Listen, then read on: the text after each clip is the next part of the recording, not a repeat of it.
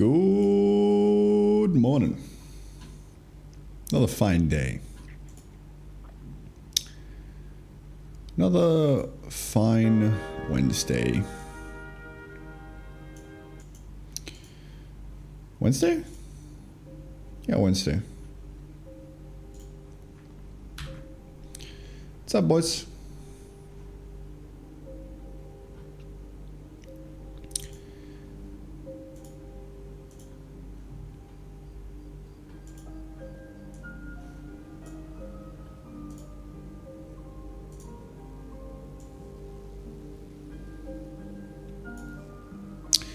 We did Twitch chat on the side again today. Feeling a little frisky.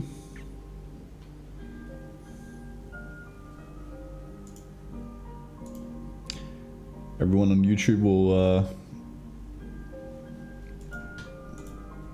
be ignored. I'm sorry, YouTube guys. It's not that I don't love you. Just a Twitch chat. Something special, man. There's something special about a Keck W. You know what I'm saying? YouTube doesn't have that.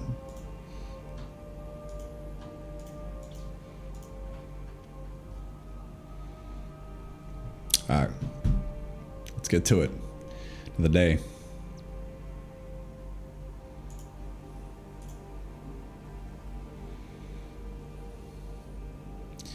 Another day.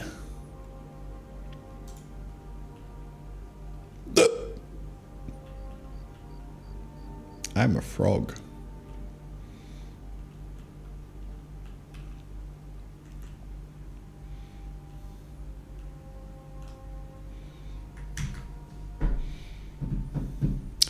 Let's intro this puppy.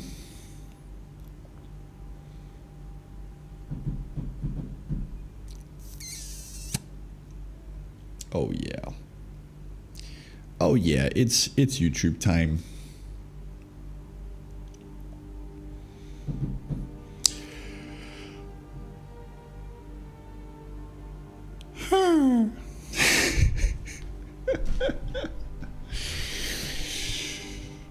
Ay, ay, ay.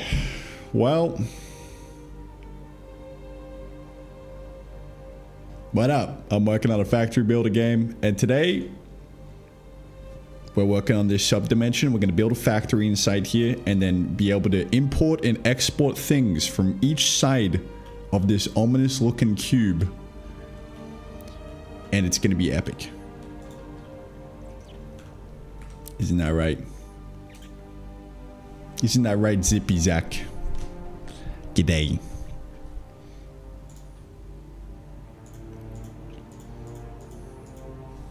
Yeah. Yeah, that's right.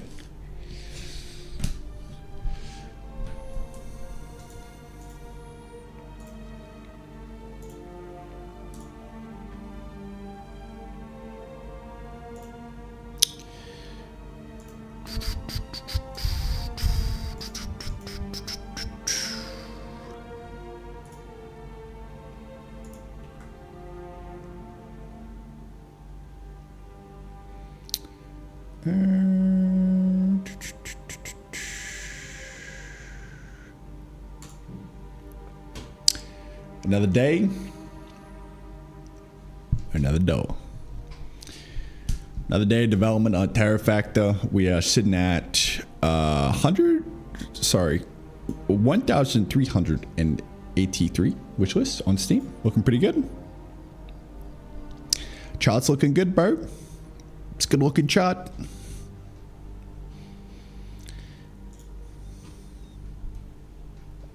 The whole goal right now is to improve the demo as much as possible so it's a little bit more enjoyable and playable and fun.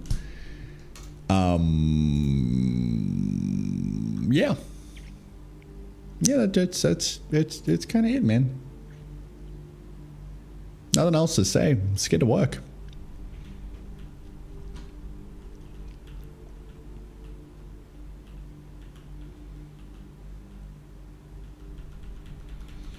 Let's do it.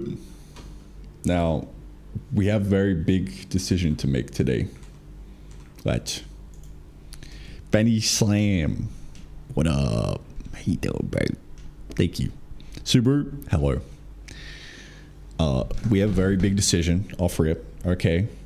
And it's to caffeinate or not to caffeinate. That is the question.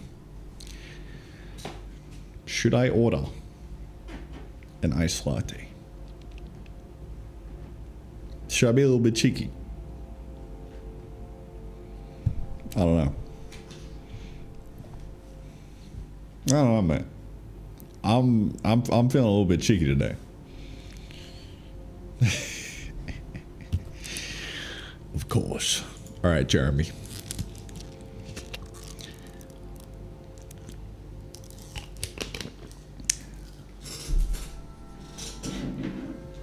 This one's for you, bro.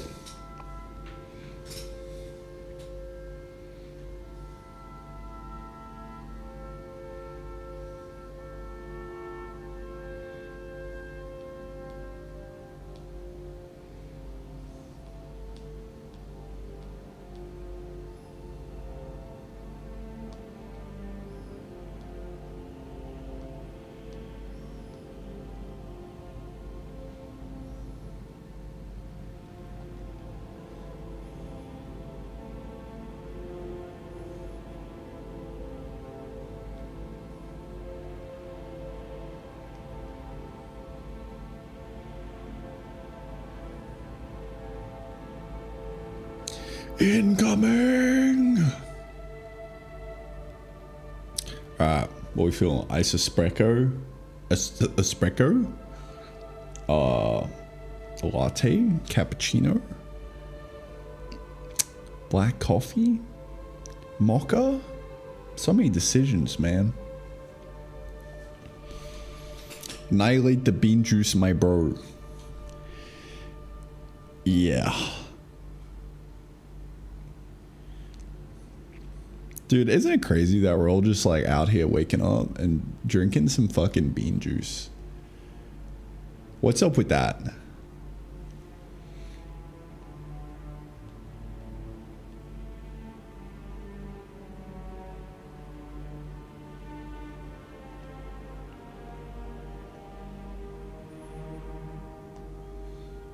I'm addicted to this shit like crack.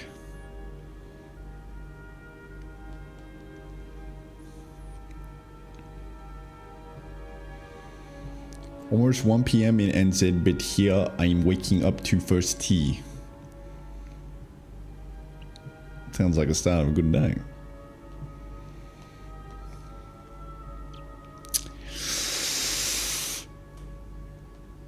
I'm gonna do the iced latte.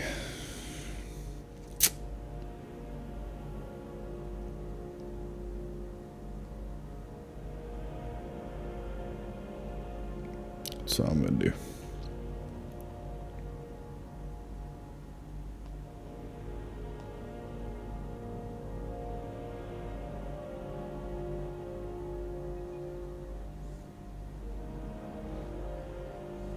It's on the way. Income. All right.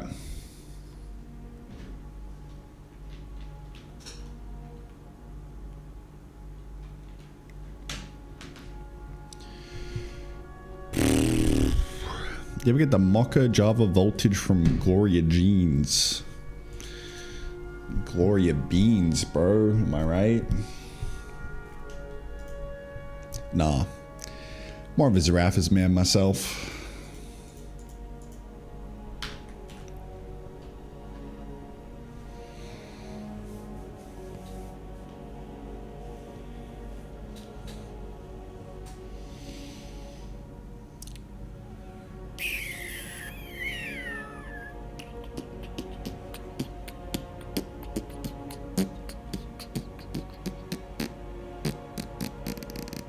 Why do I make funny mouth noises while I'm thinking? I don't know.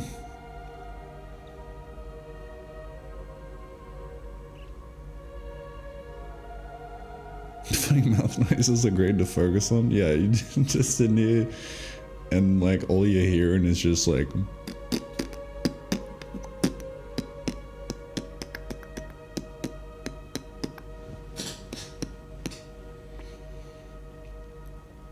I think it gets any better than that. All right.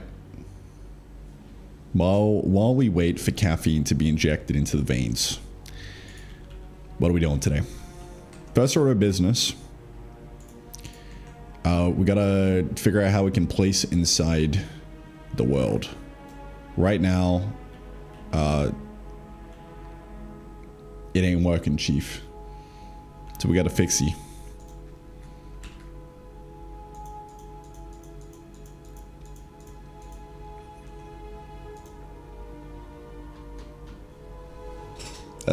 That's number one, bro.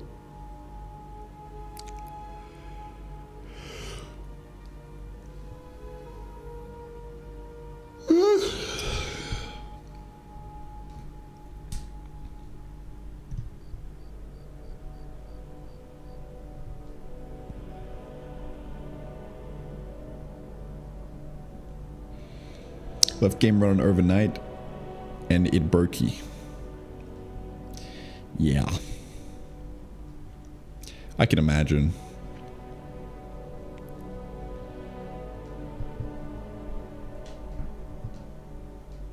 Download more RAM, yeah. That's the fix.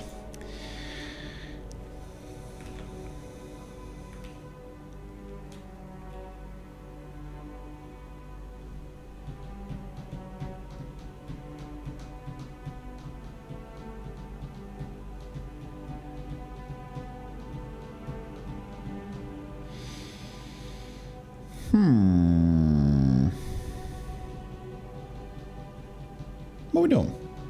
Well, I'm gonna get the placing working. Yes, sir. I think it's gonna be pretty simple. It's just a matter of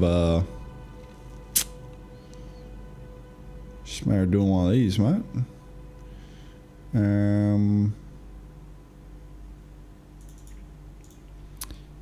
Entity create. Ooh, now this might be a little bit cheeky.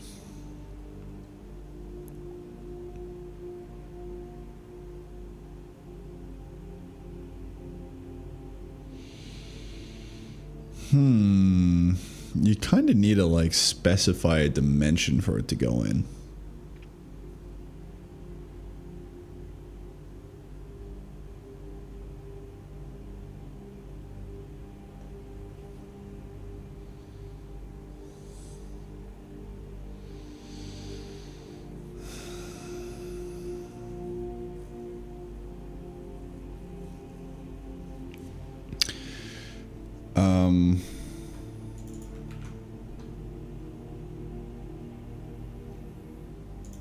Let's see. This is world generation. Conveyor belt. Yeah, whatever.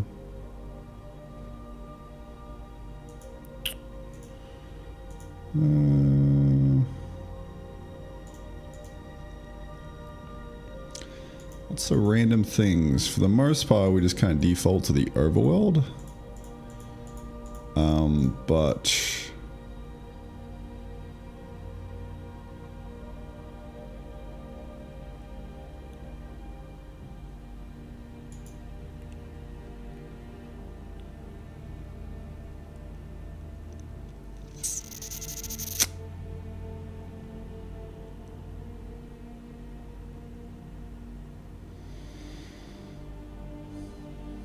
yeah, it's going to be a case-by-case basis for this.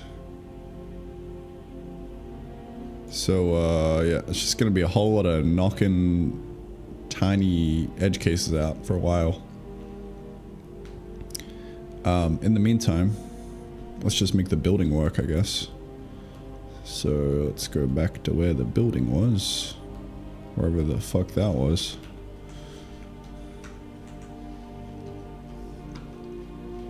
And do a yoinky sploinky. There we go. That should honestly be it. Time will tell. Let's see. Oh yeah. Look at that. We got building on the inside. That's huge. Right, that place it outside. That's not huge. What's happening there, bucko?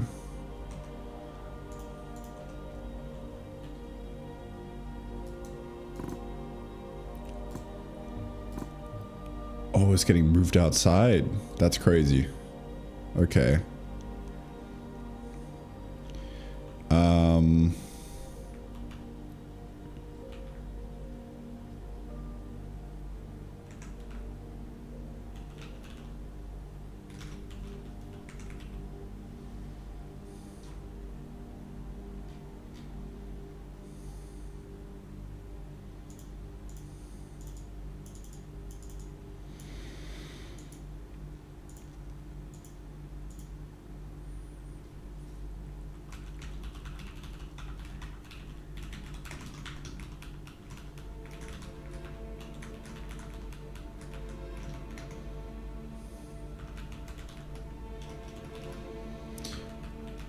Just gonna only do physics-based ones.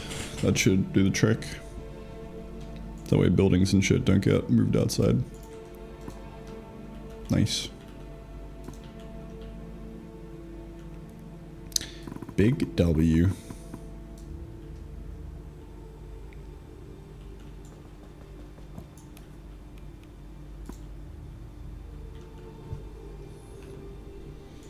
Epic.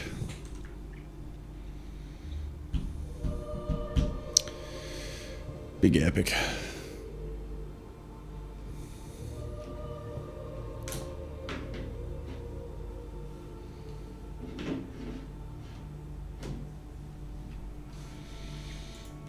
Okay. Wow. Should be able to like build shit on the inside now. In theory.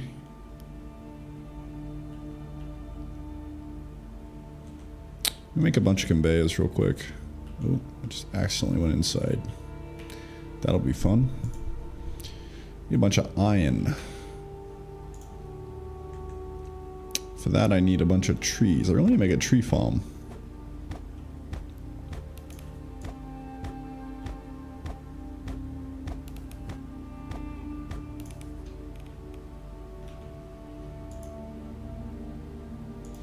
Oh, shift clicking doesn't work for this yet. That makes me sad.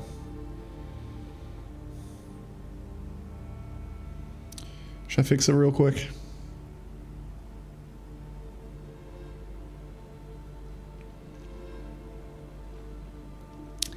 Decisions.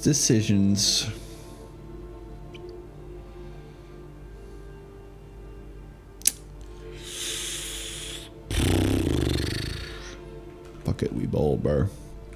Let's do it.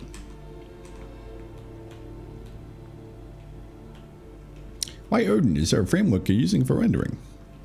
Oh yeah. Sokol. S-O-K-O-L. As for why Odin? Why not?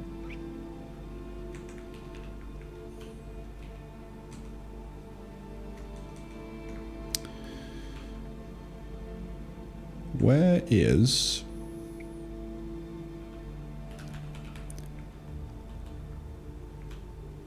the workbench UI thing? I wonder.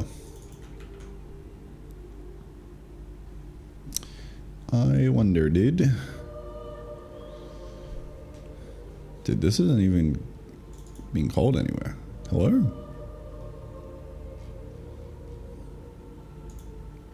Is this dated?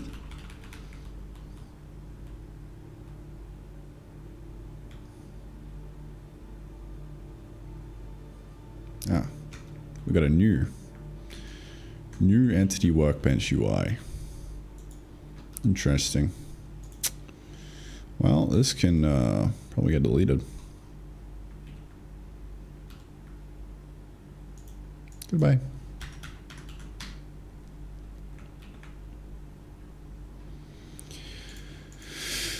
Okay. Okay, display UX for crafting selected thinger should be in here. Here we go. We got some slots. So this can't be shift clicked right now.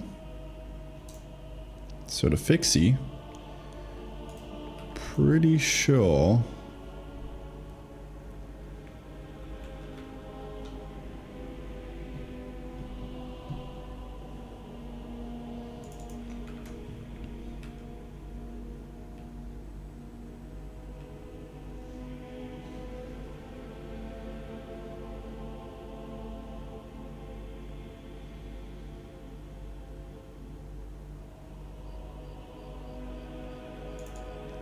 just do one of these.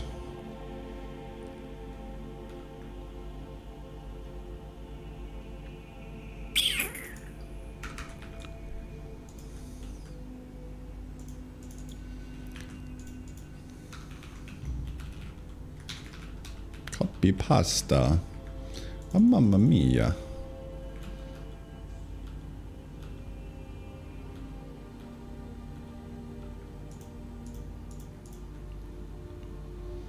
And then I just need to go through on all the slots.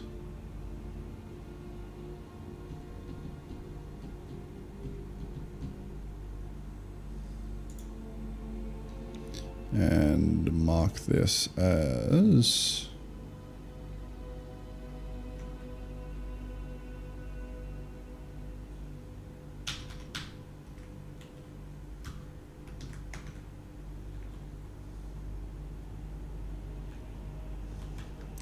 body type, posing inventory.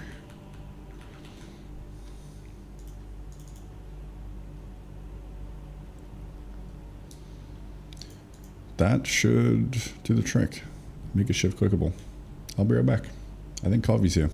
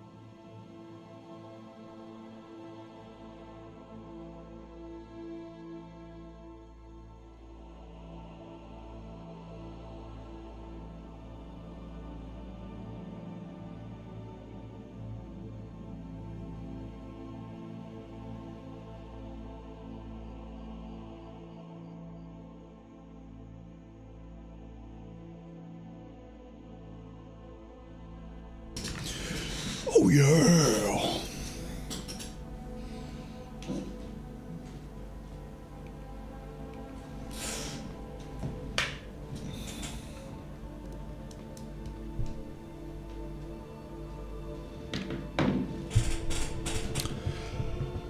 Oh.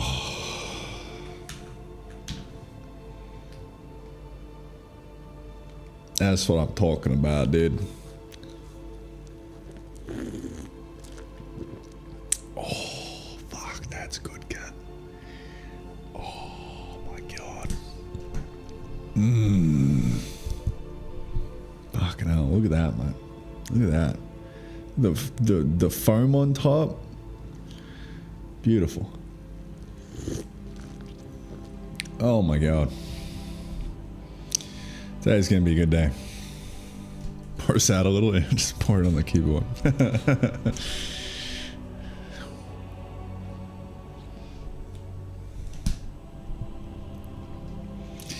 Do you need to manually manage memory in Odin? Yes, Purple Ops. You do. You do, but you also don't. At the same time. But you do need to learn how to do it first, manually, in order to fall back on the auto systems. If that makes sense. I don't know how else to describe it beyond that.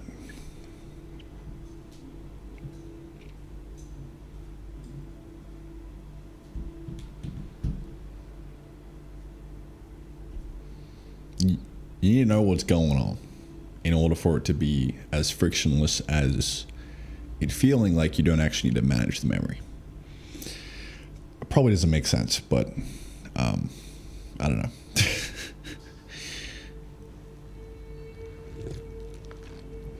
I guess if you want like a little window into this,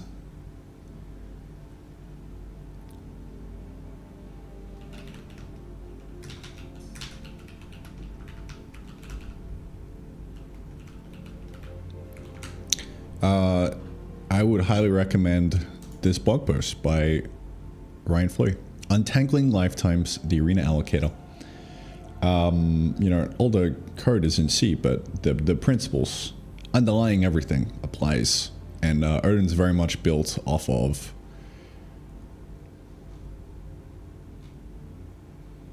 this mindset. Dare I say, grind set.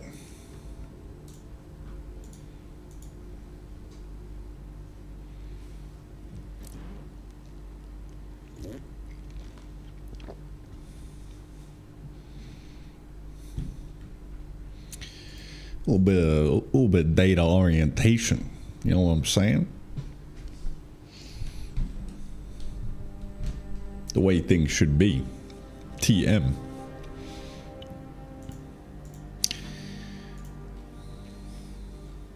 Okay. Well, I think shift clicking should work now. Hold on. Nope. I'll go fuck myself.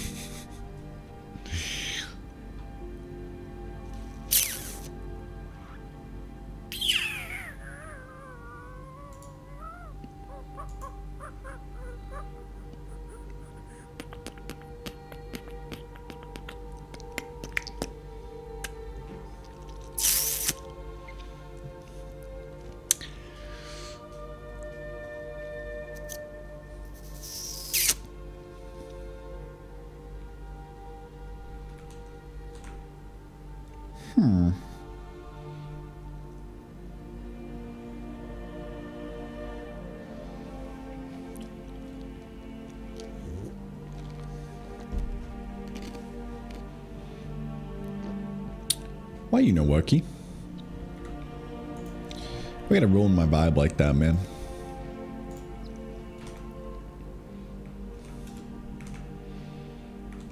Why can't it hurt me just one shot? You know?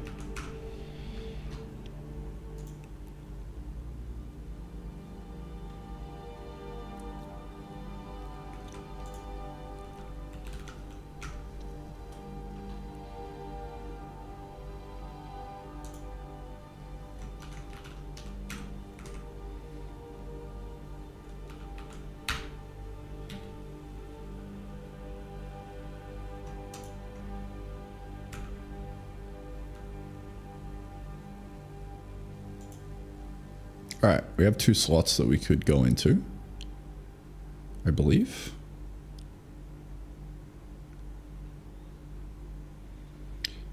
Oh, yeah, this allow list is garbage. Okay. Well, I guess I'll go fuck myself. Oh, no. Yeah, this is going out of scope. This is gonna happen over and over again. I keep fucking this up. You know, it's at times like these where I kind of wish I didn't have to manually think about memory. So on the one hand, you know, you get full power to do pure excellent goodness. On the other hand, you have to think about memory. What's happening here is I'm temporarily constructing a array, and then I'm trying to use it next frame, but you know, it's eating shit. Now, I feel like if we were doing gameplay programming in Lua, like champions, this issue would probably go away. I don't know. I don't know, bro.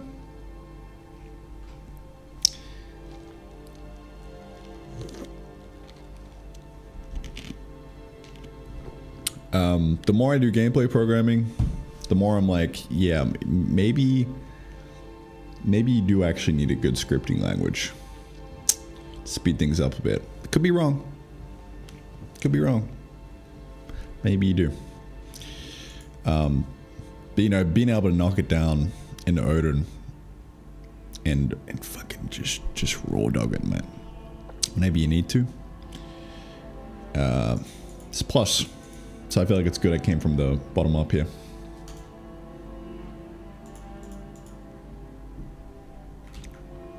But yeah, I do want to experiment with integrating Lua into a project and just using that entirely for the gameplay programming. I guess if any of you guys have experience with that, let me know in les comments on what your thoughts are about that. I don't know if you got experience though, actually doing game stuff. I don't want to hear speculation, alright? Because I have my own speculation. And I speculate that it'll probably be better. I don't know. That seems to be a reason why scripting languages exist. So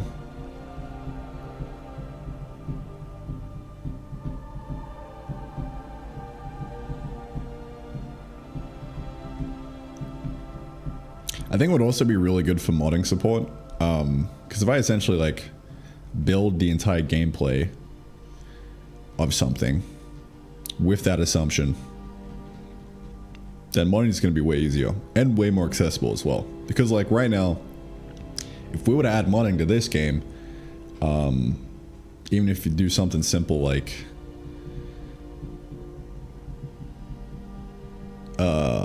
not something simple, but if you do something like just compiling things into DLLs and loading it, it's like all kinds of fucked up. You have to have like a degree in software engineering at that point in order to like mod shit. Because you need to know data-oriented programming. So that kind of sucks. Barrier to entry is way higher. That's for sure.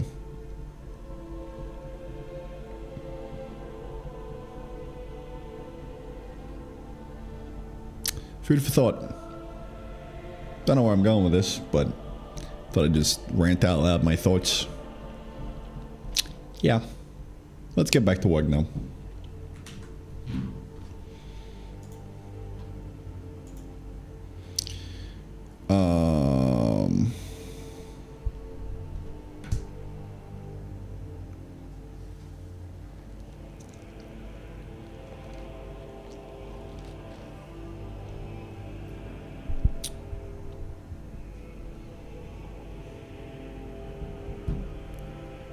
I worked as AAA and AA developer, one with scripting and one without. Well, Danjo Kabuzi, I'd be curious to see your thoughts, man.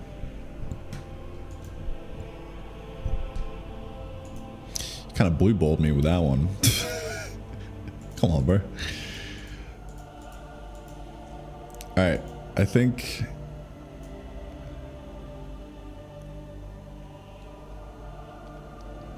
I don't know. I had to leave some suspense. Alright, bro. Alright. How did I fix this last time? I actually think I just fucking leaked the memory.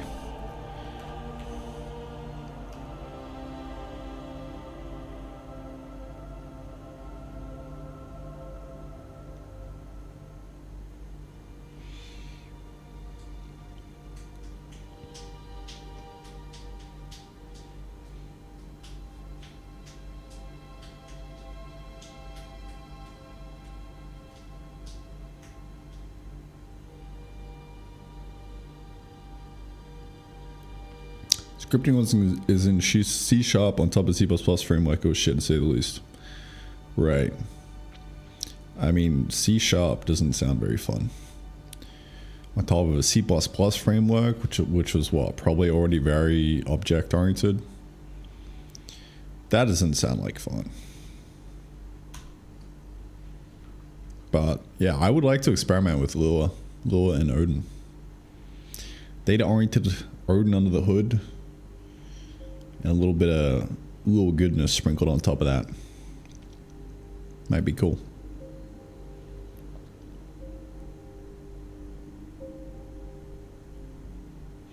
Does linking DLLs have to do with data-oriented programming?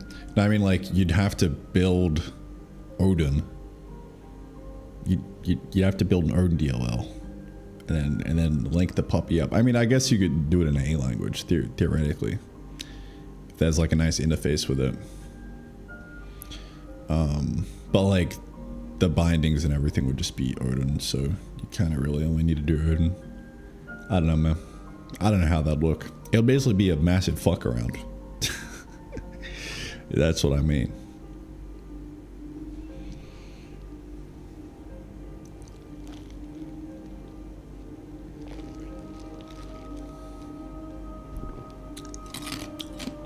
Yeah, I know Dave, Sapiens guy, did mod support through Lua. So I'd be curious to go back and watch his thoughts on it. Dude, we're getting super sidetracked right now, but I'm all for it, man. This is what it's all about.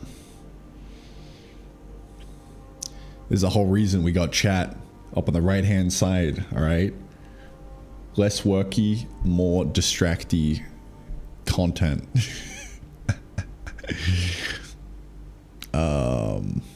Sapiens, Dave Frampton.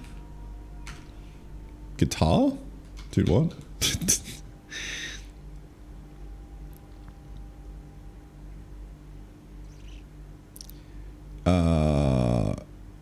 Does anybody know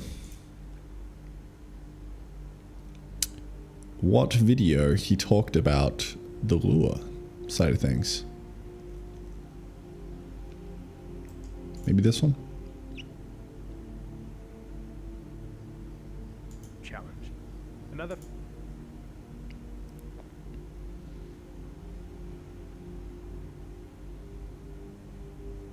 feature that I was working on in the engine at this point was the water effects. I really enjoyed working on the water. I think that it's a very rewarding.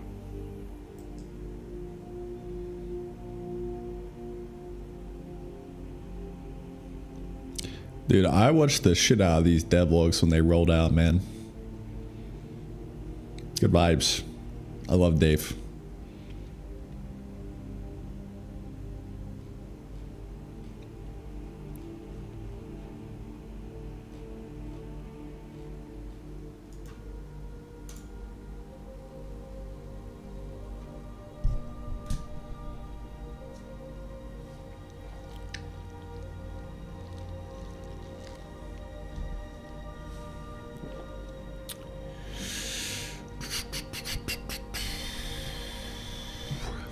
But yeah, from what I remember hearing him talk about it in a video, he said it was actually surprisingly good. So, who knows, man? I would love to do an experiment with it, dude. That's why I'm really excited to release this game. And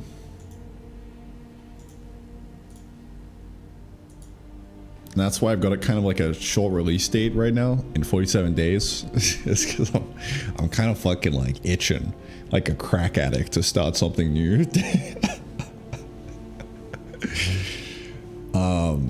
Like I want to experiment with integrating Lua and then having good modding support and then also multiplayer for Terra Factor 2, the sequel in an open world.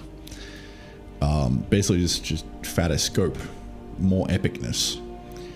I really want to do multiplayer with voice chat. I don't know why. Actually, I do know why. It's because I've been playing modded Minecraft with a voice proximity mod, and it's just been insanely beautiful to play. Really immersive, really funny. A lot of great moments. So I'm like itching just to do some new tech shit, but I'm also not at the same time because I know that like once I start that I'll be like, oh, this is hard, and then I want to like fucking die for a month doing some R&D trying to get multiplayer up and running, dude. I'm like this close to cracking multiplayer. I've taken a swing at it maybe like twice now fully, and the only thing stopping me now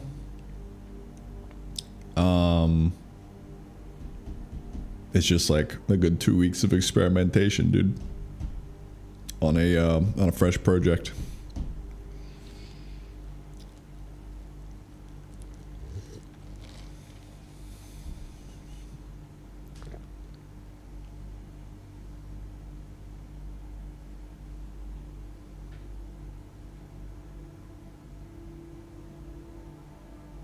Dude, you're building a game in assembly? Yeah, bro.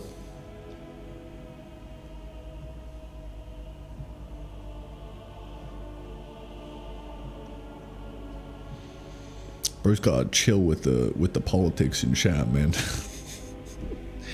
What do you think this is, a Hassan stream? Nah, man. We out here programming. Yes, sir.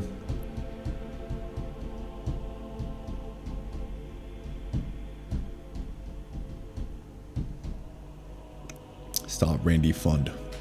Yes. I mean, we do it the Randy Fund. Except it's not very fund-like.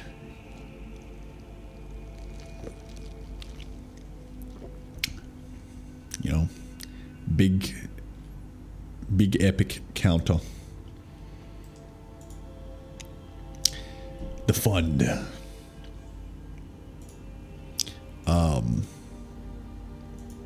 Yeah, I would be keen to do some multiplayer stuff, but you know, all that's kind of like a distraction right now, honestly. You know, past me would be diving down in that rabbit hole hard right now, but present me, yeah, he just wants to make a fun game, man. I want to keep working on this tech tree, keep adding more content in, and just try and make the game as good as it can be over the next what do we got, 47 days.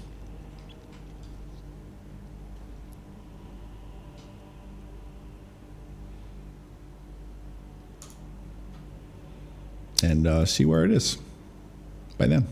We'll see.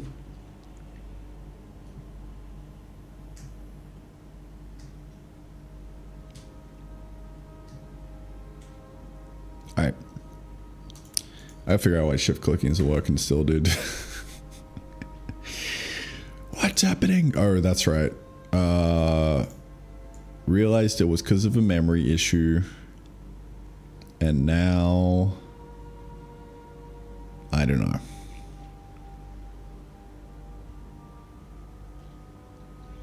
Build a voice altering stuff like voice change. People could these days can pinpoint your exact location from where you're playing multiplayer, and scary. Anti-location detection stuff. I don't think this will matter because it's just co-op VoIP, not like shared lobby VoIP stuff. Yeah. Bigger fish to fry, man. Yeah, I gotta figure out how I did this on the other one. Oh, I know how I did it. I made it read-only data. Because it was a constant. But this isn't a constant. This is dynamic as fuck, dude. How do I do this? God damn it. God fucking damn it, man.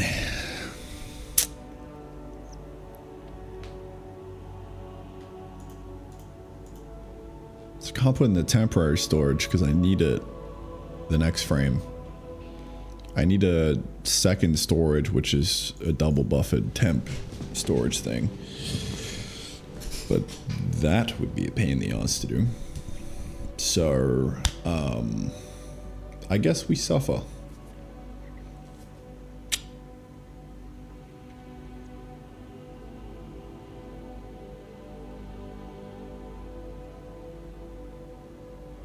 I guess so.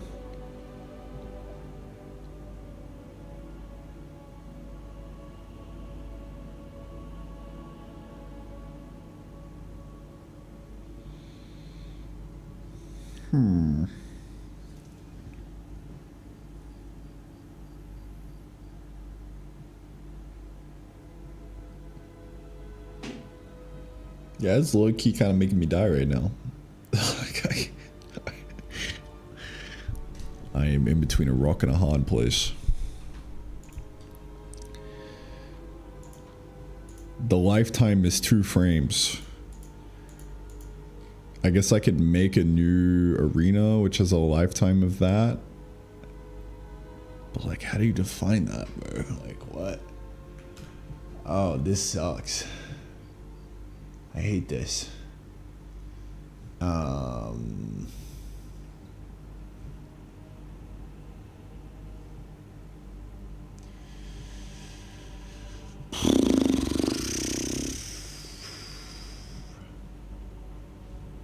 I could double buffer the temp allocator. That's what I did in Arcana for a similar problem. But it's just like, it's just so cringe. What is an easy fix for this, I wonder?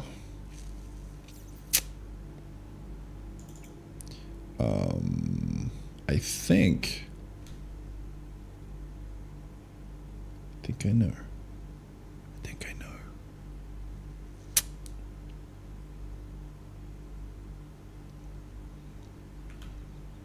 Because the lifetime of this is just right here, right? So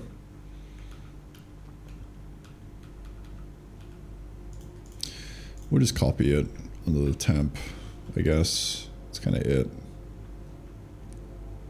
The allow list is greater than 0, then slice dot clone.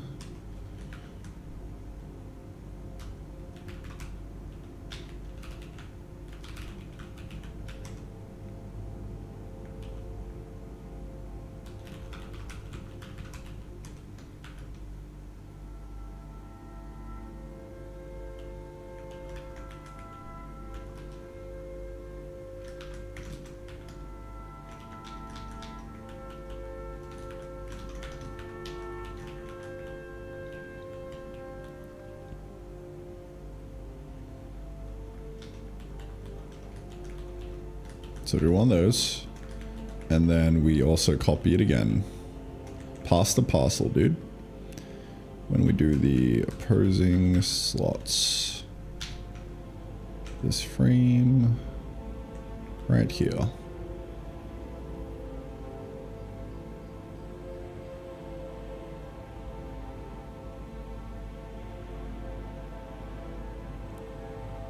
The pie one's going to do good, dude. It's going good, bro. Yes, sir.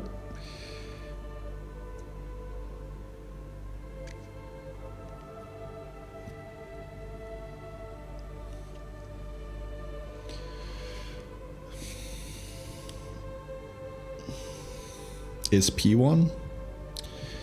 No, it's not. You're a liar.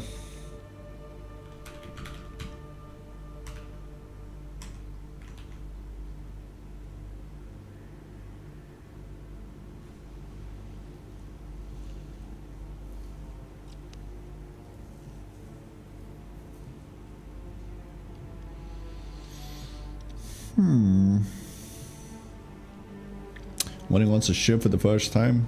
That's always fun. Learning shit equal happy place.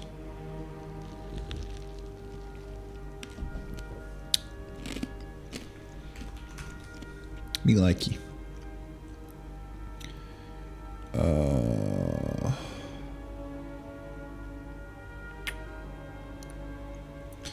I can't just copy it, motherfucker, because it's like it's getting reset right here, dude. What? Fuck, this is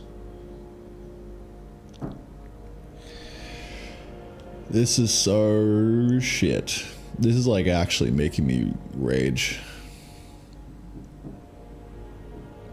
This make me want to rage quit and go run that little experiment right now, dude.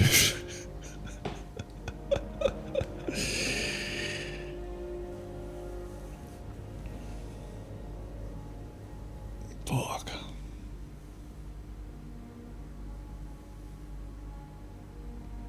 Does it need to persist between frames? Yeah.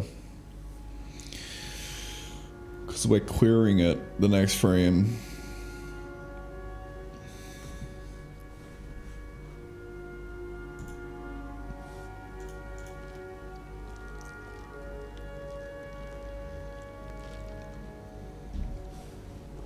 On the game allocator? Yeah, I mean, I could just allocate it. Then I have to think about freeing it the next time, which makes me kind of cry a bit.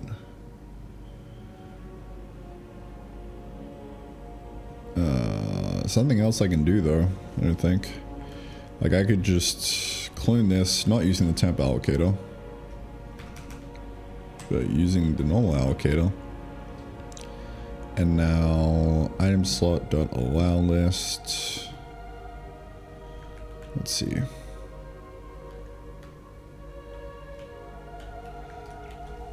At the end of the frame,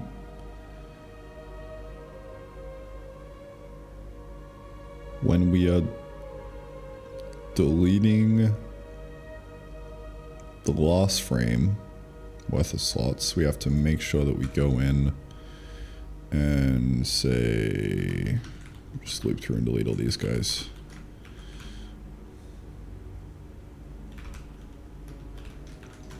Yeah, this kind of sucks.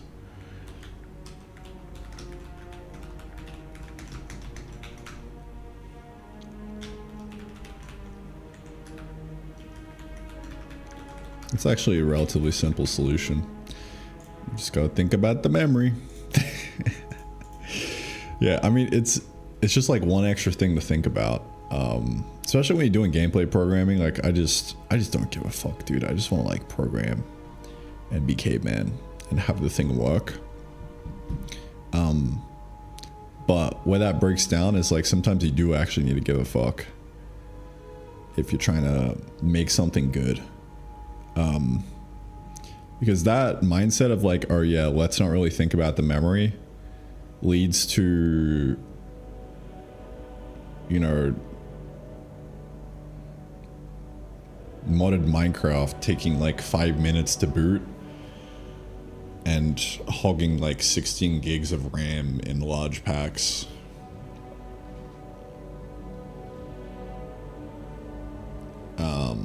And having horrible performance. So it kind of sucks.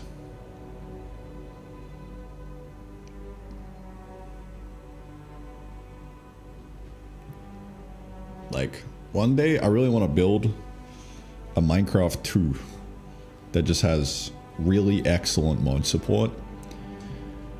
And is fast.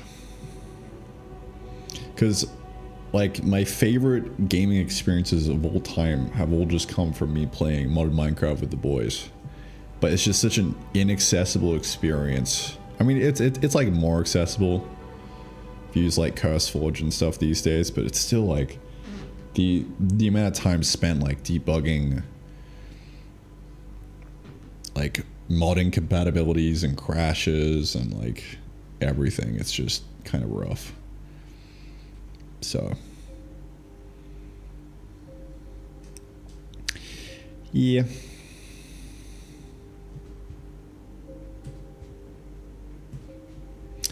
Man's a walking hypocrisy.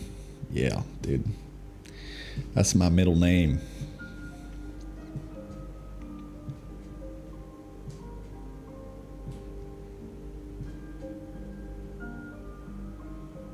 I got 2 wolves in me.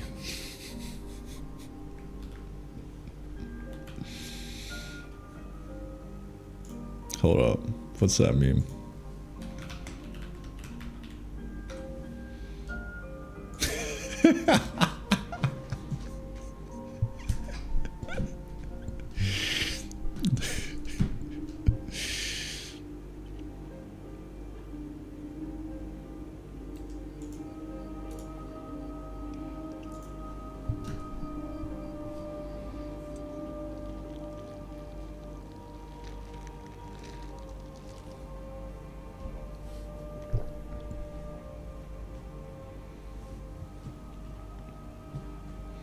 Notch going and ran the real program and don't use game engines and he uses Java. I get it, man. It's fun to rant. It's fun to rant and be in the position of being like, yeah, I'm right. I know things.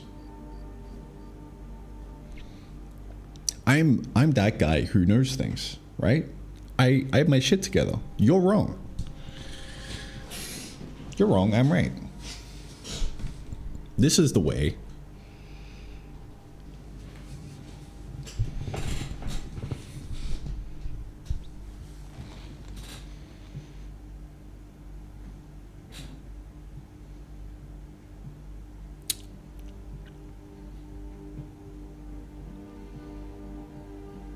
It is fun to do that.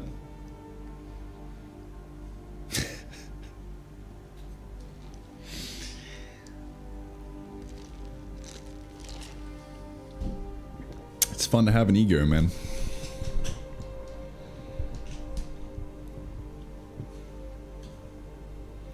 But the moment you do that, you got to now you have something to defend, right? Now if someone else goes, but actually now there's war.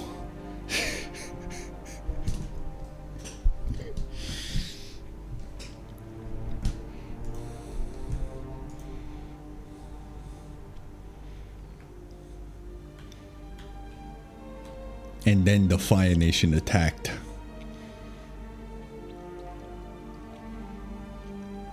And no peace will be had.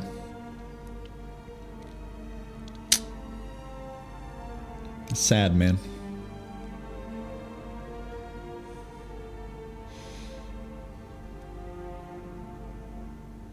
Alright, we are 1 hour into the stream and 0 work has been done. But we're having a lot of fun. That's all that counts.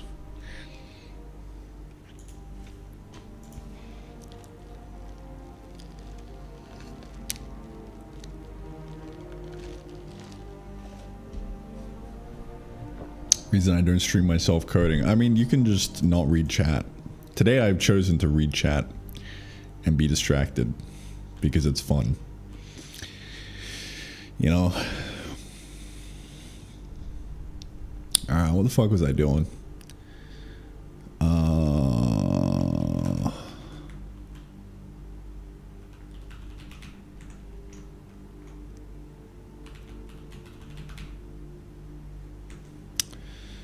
Who the fuck is this guy?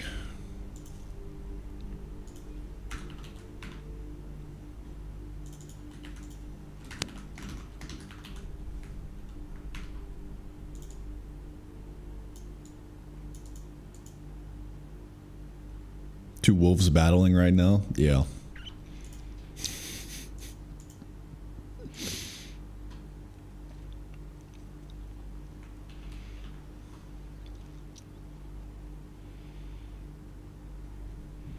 My mind is a battlefield. At war with myself.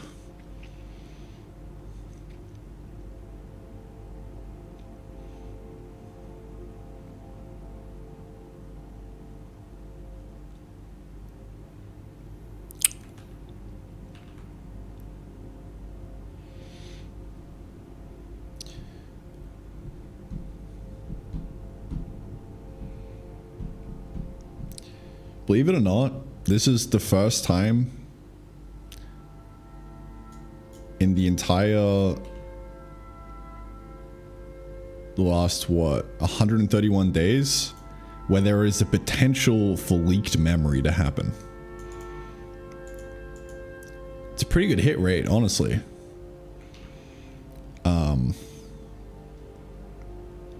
And not like leaked memory full stop, but like a bad memory leak. Like this is happening every single frame. If this gets leaked, dude, that's an actual memory leak right there. I haphazardly leak shit all the time.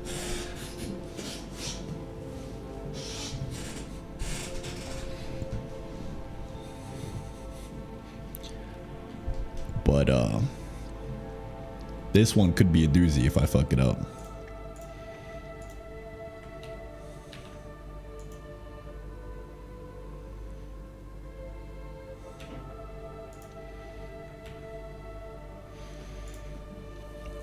What's a bed? Yeah, we do a little bit of leaking.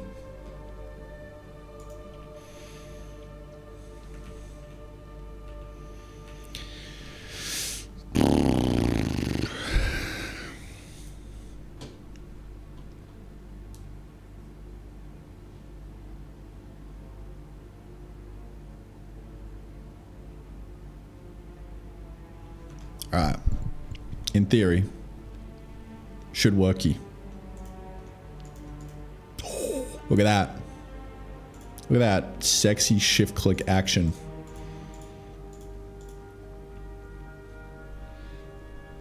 There ideally should be 0 leaks.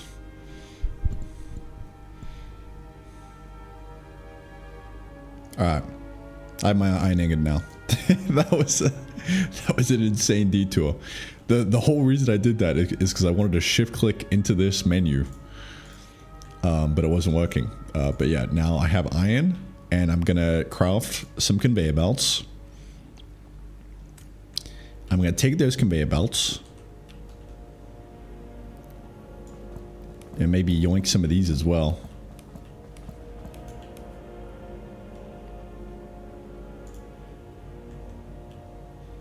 I'm gonna go into the subdimension. And we're gonna place them down. Oh yeah, baby. Let's go. So, now that we're building on the inside here, the goal now is to make it so that we can just send some stuff into it and out of it. That's my whole goal. All right, we're just gonna make the conveyor belts work. That's gonna be the thing to work on next. This is gonna be fucking sick, dude. Holy shit.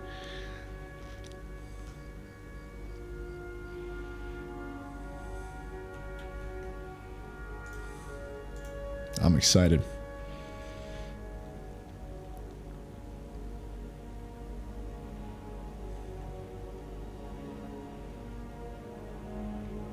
You know what I want?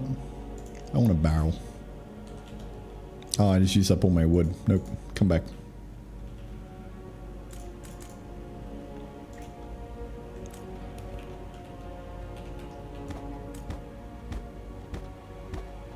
Oh, the spikes aren't working anymore.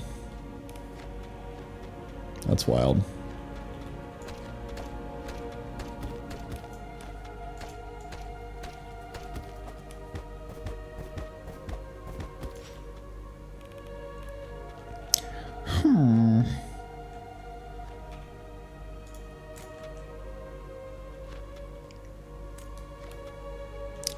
fix that. Gotta fix that, don't I? Tesseract inside a Tesseract? I don't have support for multiple Tesseracts yet, but we will do that. We will.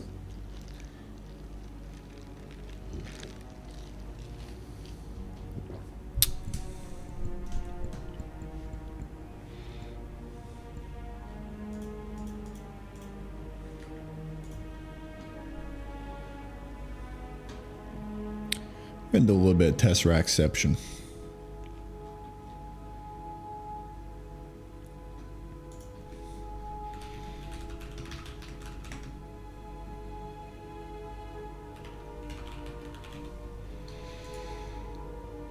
Honk.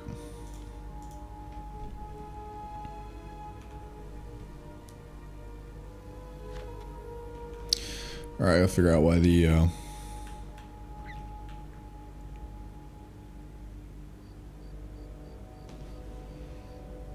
slimes they're getting spiked. Oh.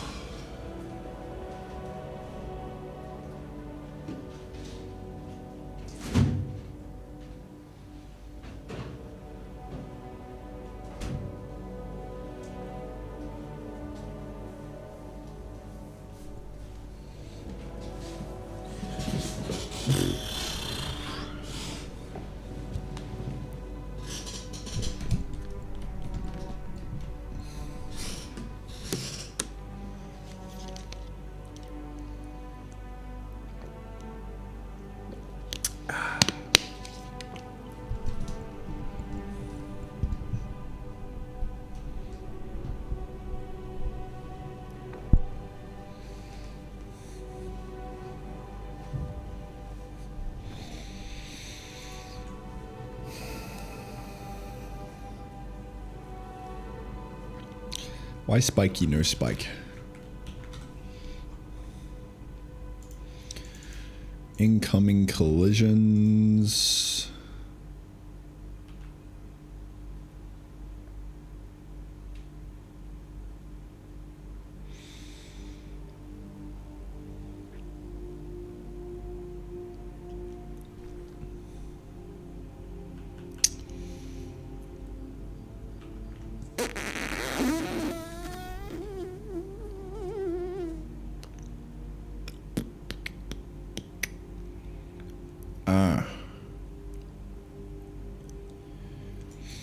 This won't do any physics querying stuff, like overlapping or anything.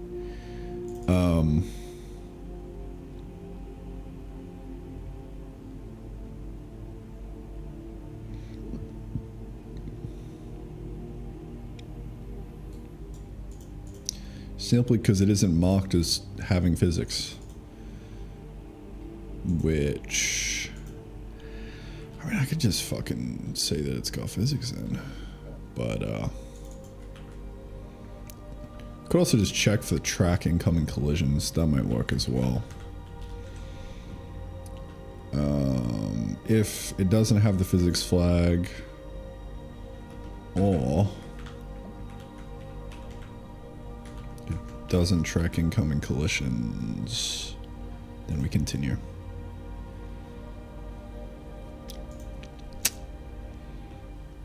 A little bit hacky. Oh my god, bro. What the fuck is that, dude?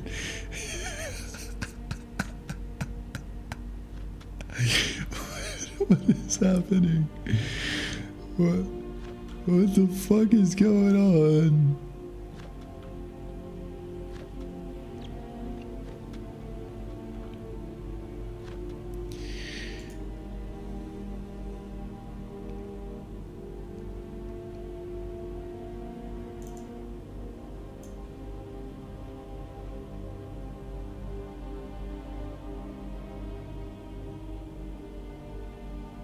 Or if doesn't, okay. If it has physics flag or track incoming collision, okay, yeah.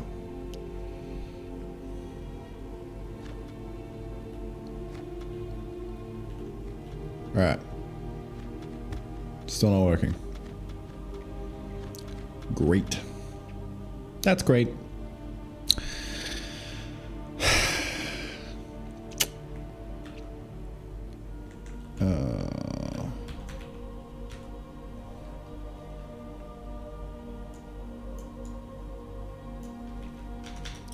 I think it might simply be because of that.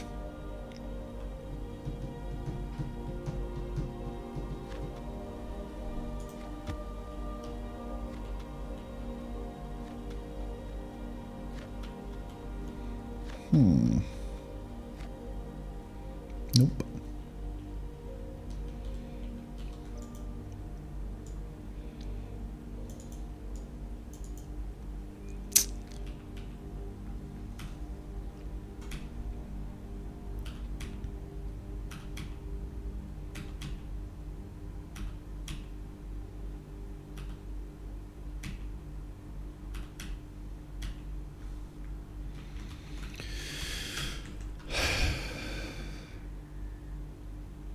Ah, yeah, it's also just continuing here. All right. Is it time that I finally actually do a formal overlap pass?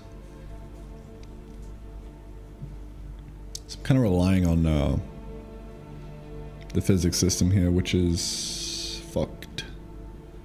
Should not be the case. Shouldn't.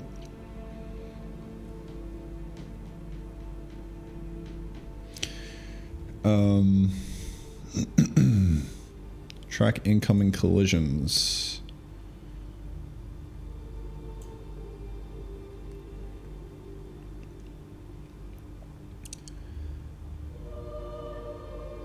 So there's incoming collisions, which is fine. There's also, we need like overlap as well.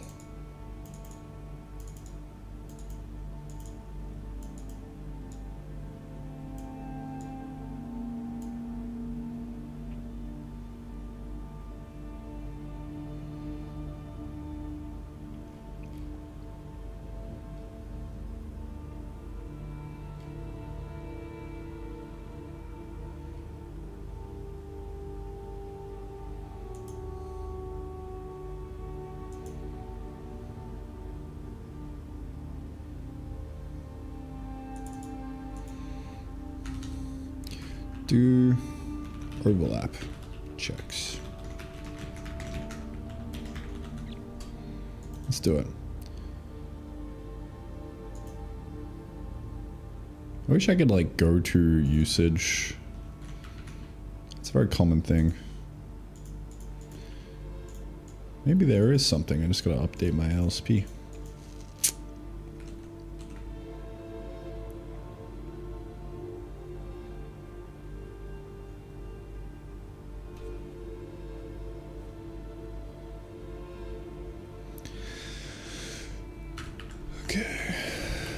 Do overlap checks, and then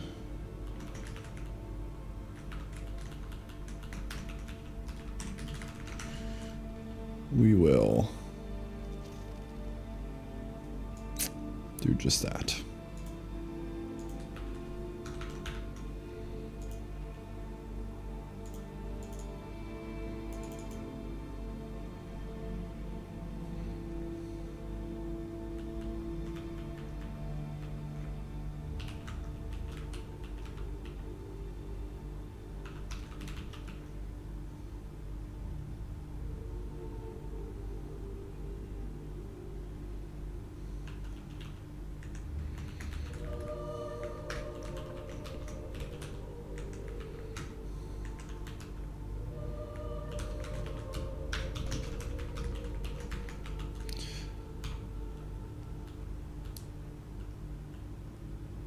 So yeah, receive overlap data.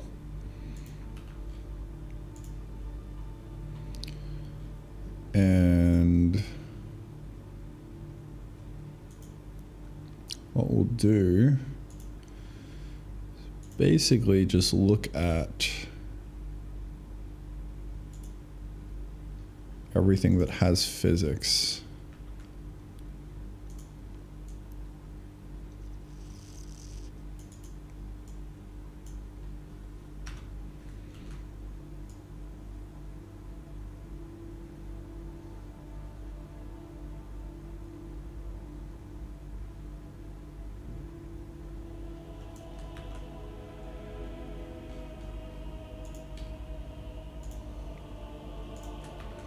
Should be relatively straightforward.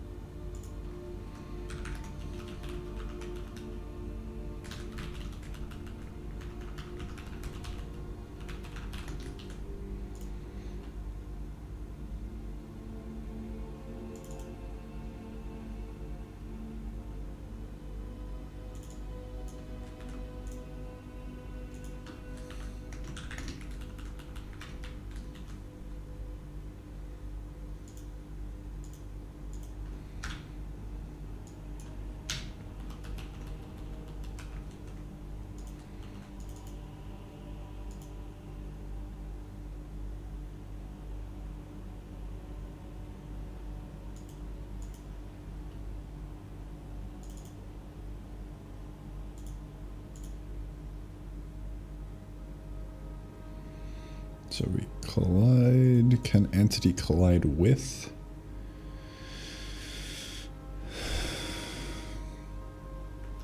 This shouldn't really be taken into account, I don't think.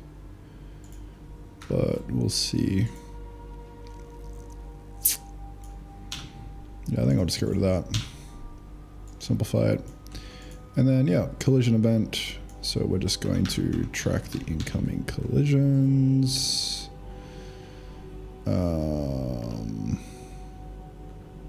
Scratch dot incoming collisions. We'll also have a incoming overlaps.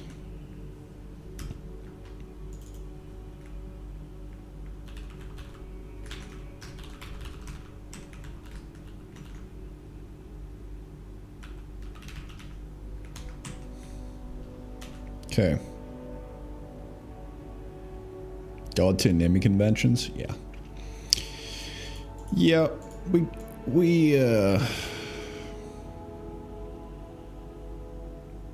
do that.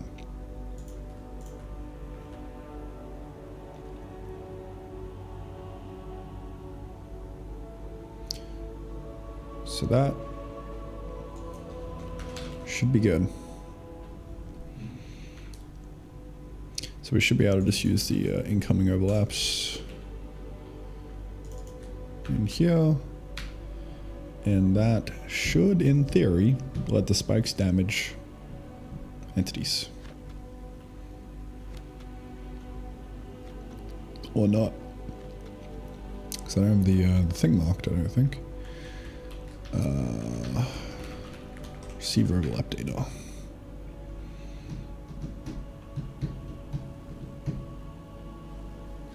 Come on. Come on. God fucking damn it. Just work for me, bro. Just fucking work. Come on. That's all I need.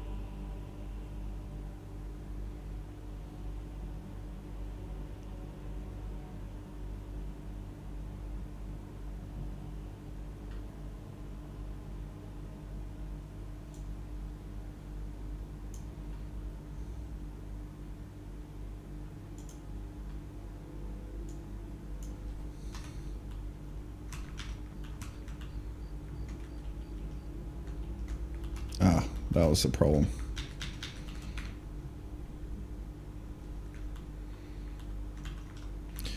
That's another problem.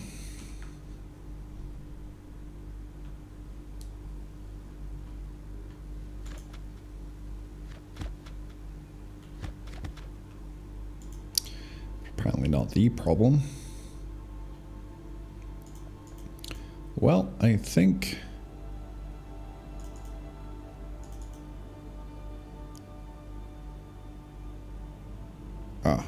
it's not against.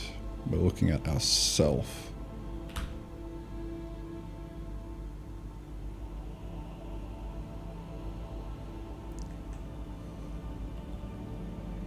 Ourself incoming overlaps against like that.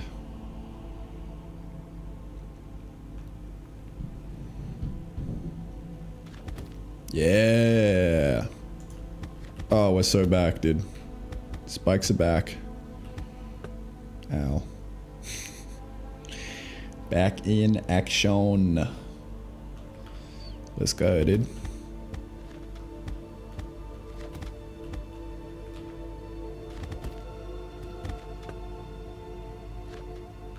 Still have that bug where we insta-die, which is interesting. Gotta figure out what that is.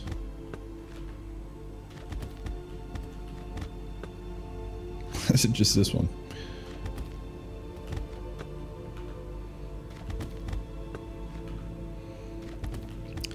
Wild.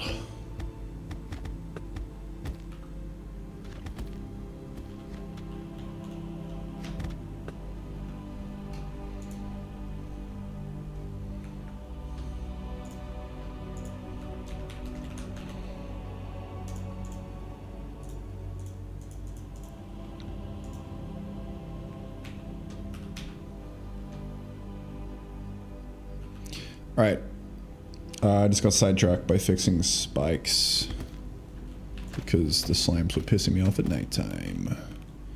But now we're good. Back in action. Alright.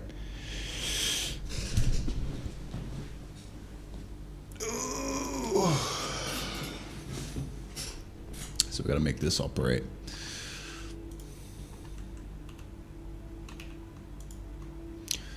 This shift click isn't working, which is annoying me as well.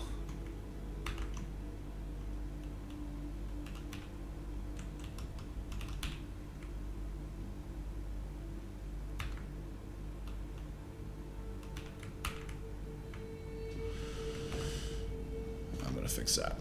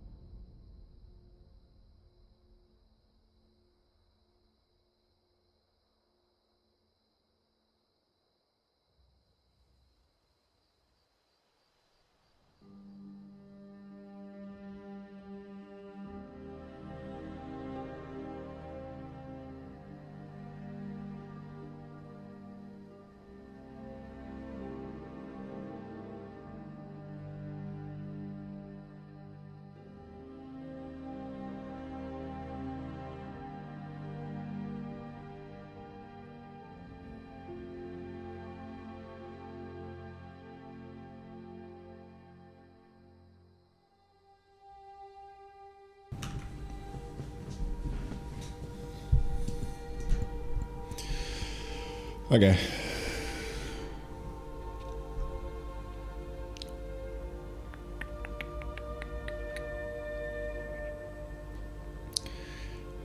going back to the workbench. Output slot. Slot body.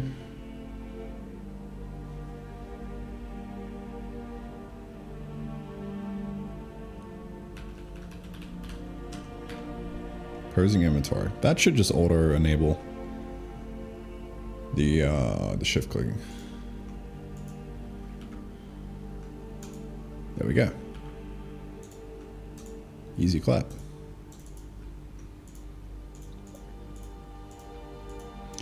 All right, nice.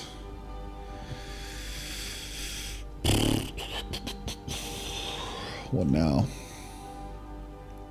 Build time makes me jealous. Yeah, it is pretty quick.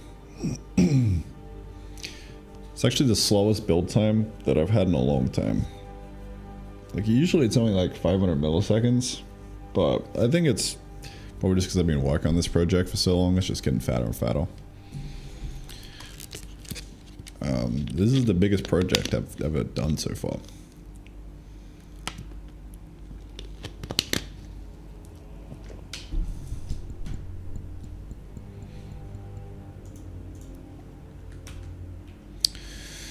Pretty fat.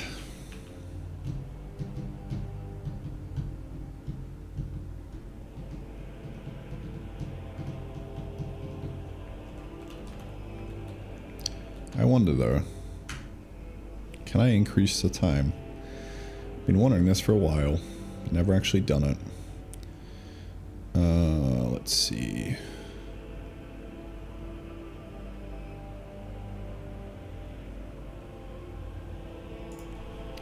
Burden build source.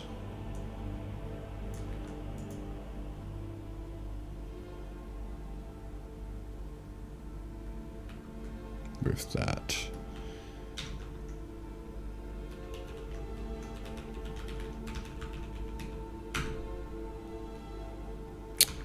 How do I measure that?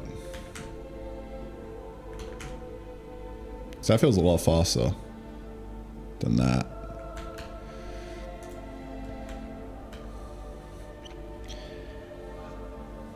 A lot faster. I gotta profile my build, dude. I'm fucking shit up.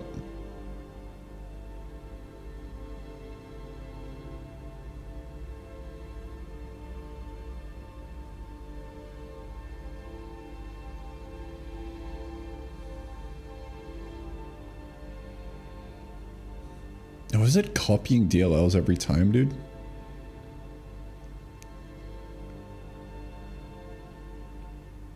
Oh no, only if...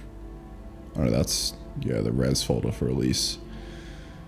Yeah, it shouldn't be copying these in debug.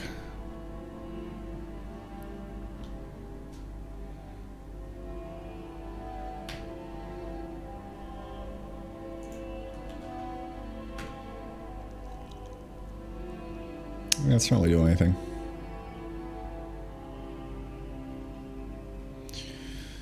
Oh, it might be the shader compilation. Hold up.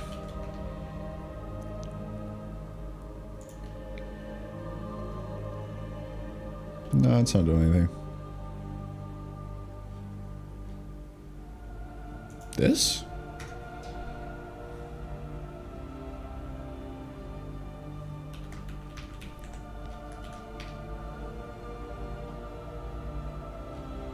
Nope. Is it just the overhead of calling this and doing it through an Odin build? Maybe?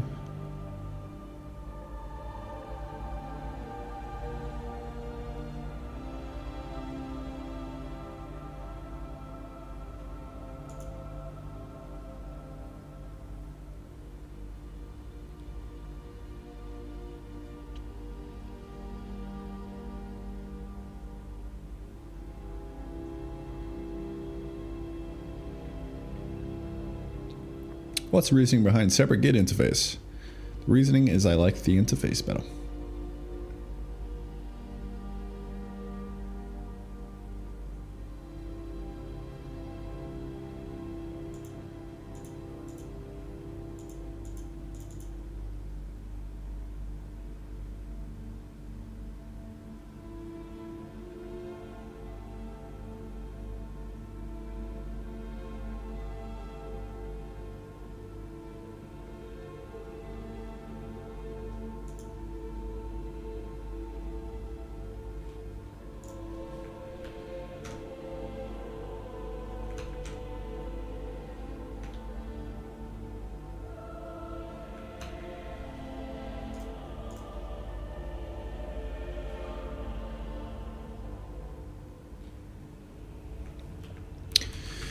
Yeah, something weird's happening, dude.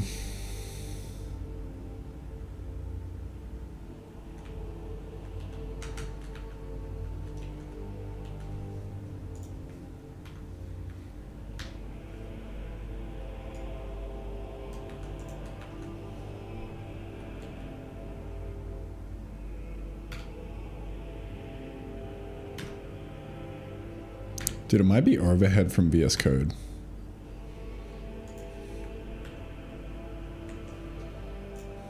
Wouldn't that be crazy? I doubt it though.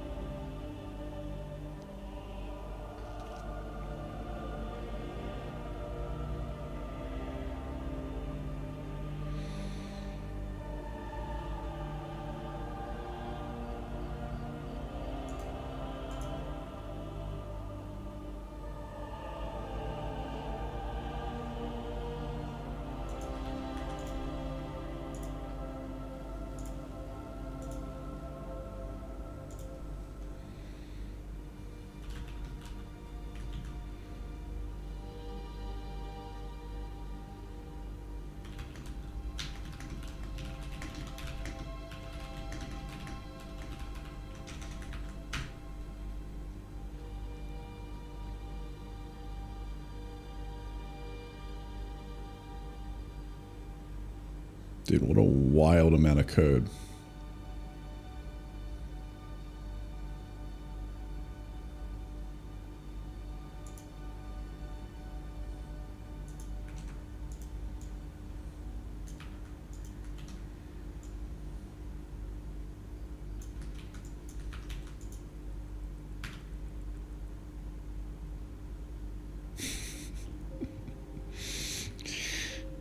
Come on, bro.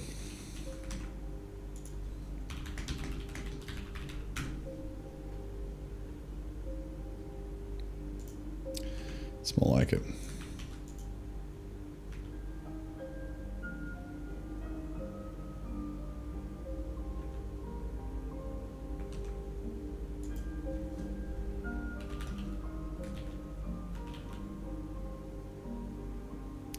If you really want the difference, you need the passing width. Dude, I had something that timed it ages ago, but I can't remember what it was.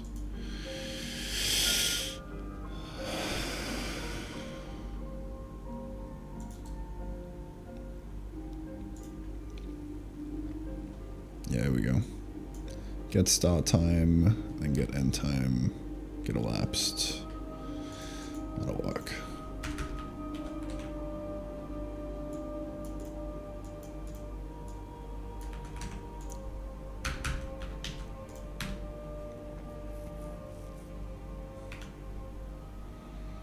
Yeah, it's like a second faster. Not a second, but like 800 milliseconds. Like, look at that difference, dude. Even a second, honestly. So there's a lot of overhead in calling an Odin build script.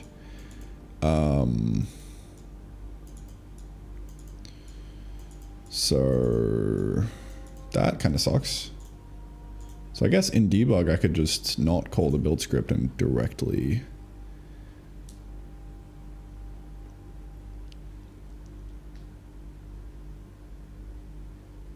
do something. Red, you have to handle crossing midnight. Yeah, my bad, bro. Ugh.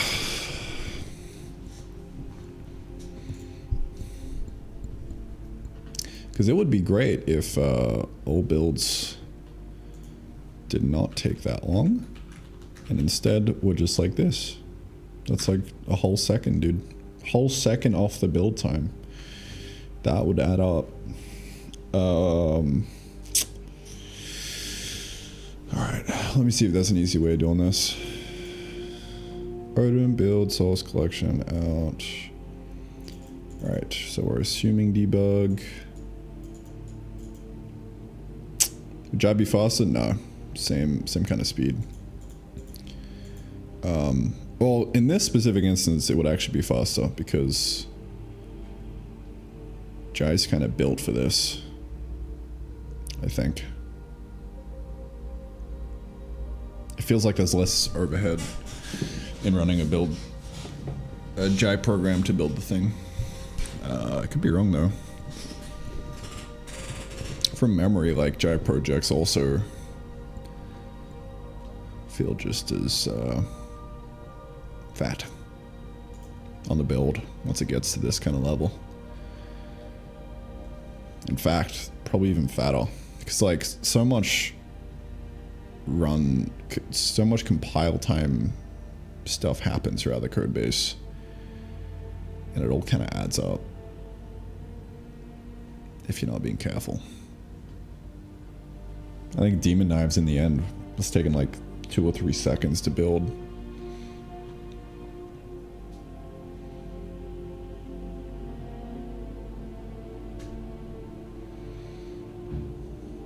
Alright, what do I need here? All I need is... Yeah, it's tricky because like doing fucking code gen. This doesn't change each time, so I could rely on this staying the same. I think I will. What else we got? Args.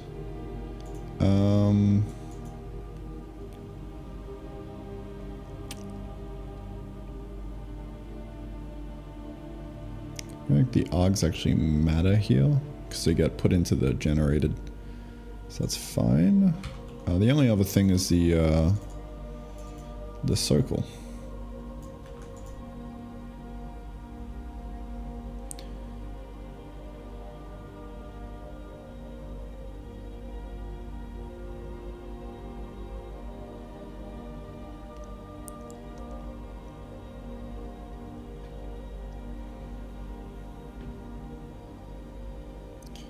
Build command, copy stuff.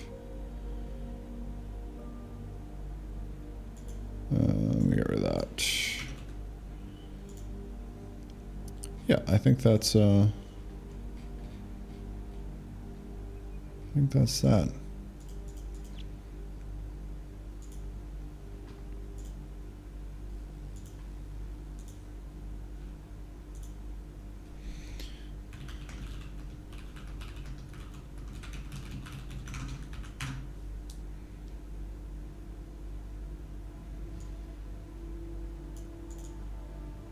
Use code with caution.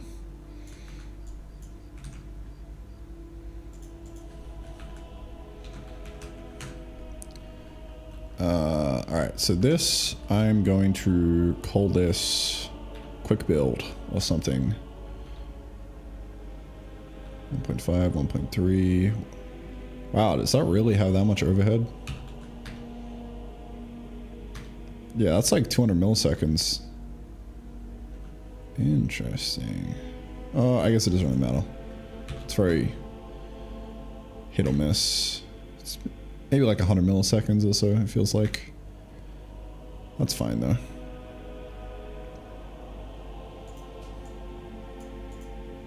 Not much in the grand scheme of things. All right.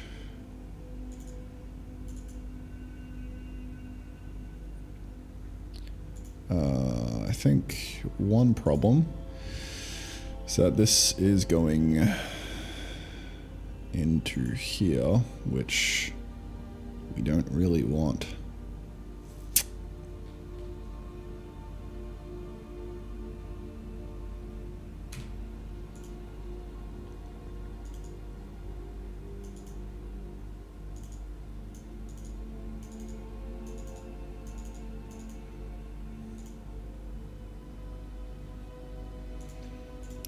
Instead, we want build Windows debug.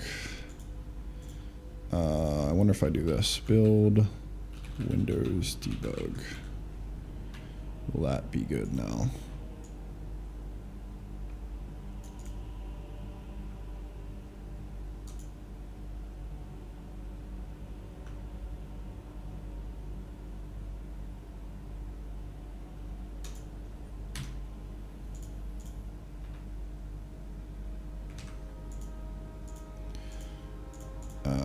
it only put the exe in there, which makes me a little sad.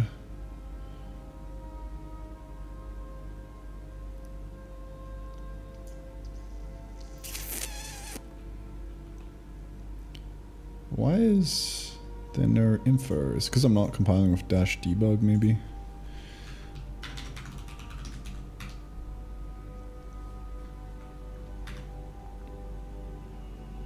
Oh, now it's another fucking 300 seconds, dude. What? I guess because it's trying to generate the debug info? That would be wild. Huh. Yeah, that's wild. Holy shit. So we're closing in on losing all the performance games at this point, but it's still like 500 milliseconds faster. Ish. Which coincidentally is the kind of exact overhead of compiling a program in Odin. So, yeah, that's that. So this is saying around 2 seconds. And this is around 1.6. I mean, we shaved some time off. Maybe worth it, who knows? Honestly, probably not. I think the complexity is really worth that 400 milliseconds.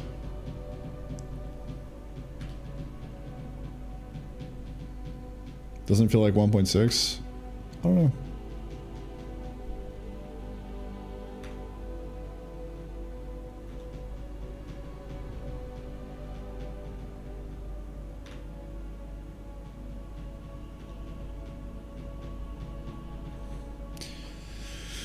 It's definitely faster, but is it worth the complexity? That is the question. Well, is this even gonna run? Or if it's debug, it's copying all this shit. We need to not do that. Does it work without? It should. Yeah, cool.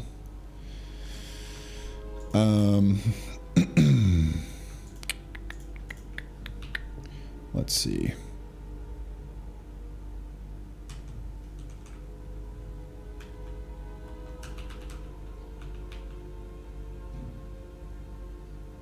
What do I want to do here? First of all, let's look at the build and stop the copy if it's specifically debug.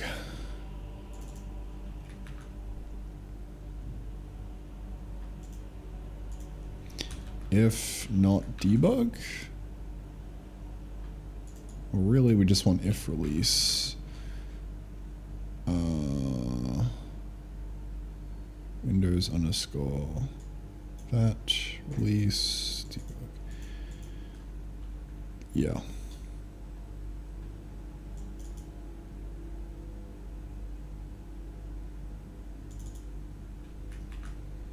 I think we actually just, yeah, if release, copy stuff in the folder. Okay. All right.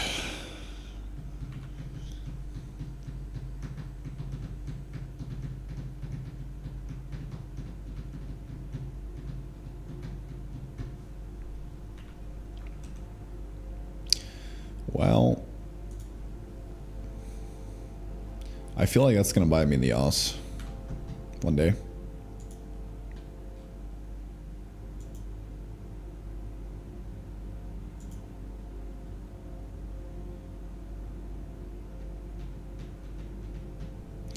If I disable the Mac, does that make it quicker?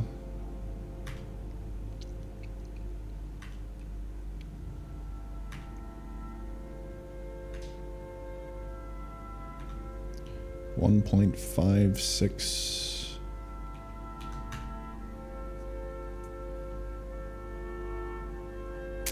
It does jack shit.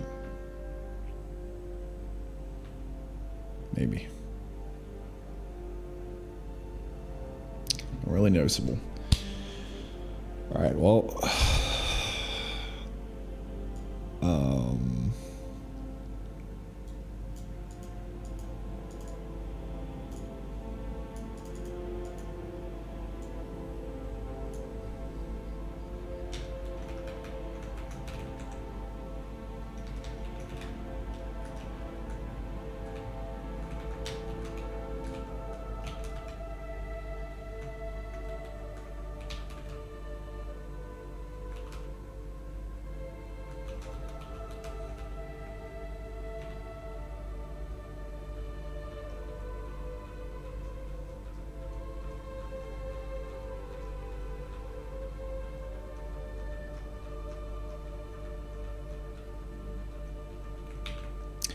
Well, we just saved ourselves 500 milliseconds.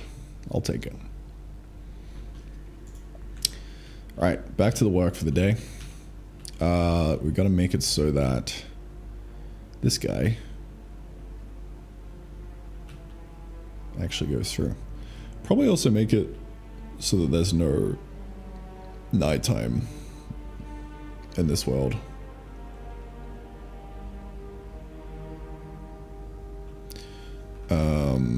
Which should be pretty easy.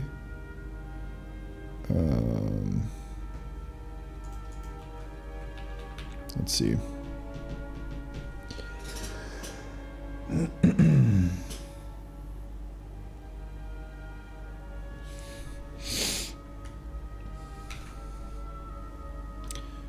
Watch quite a few game dev videos. There's crazy difference between Arcane's development and this game's. Yeah. It's crazy how, with time, you get better at things.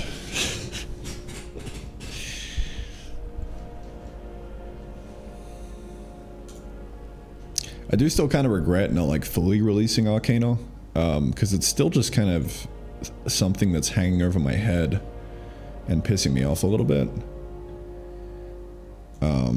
But the full game is just available as a demo.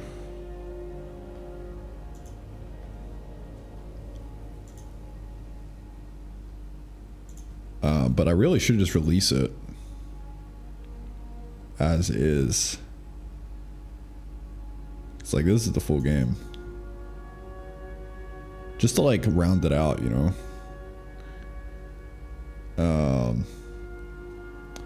I guess you guys can let me know in the comments if I should do that or not.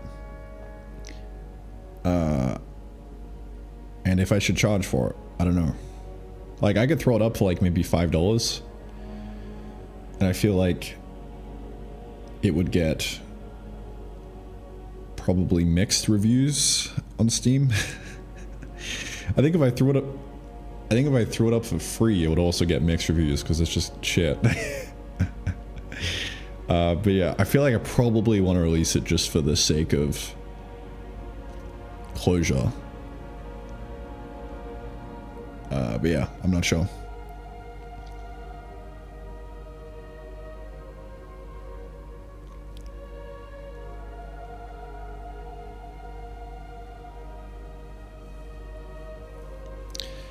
I don't know,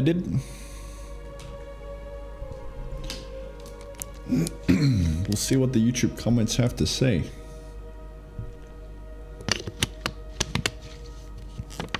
How long is the game?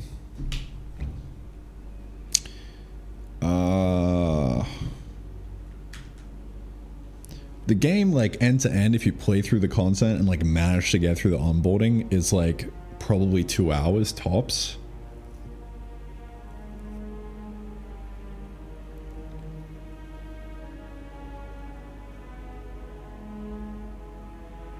It is very much an unfinished game and like not very good.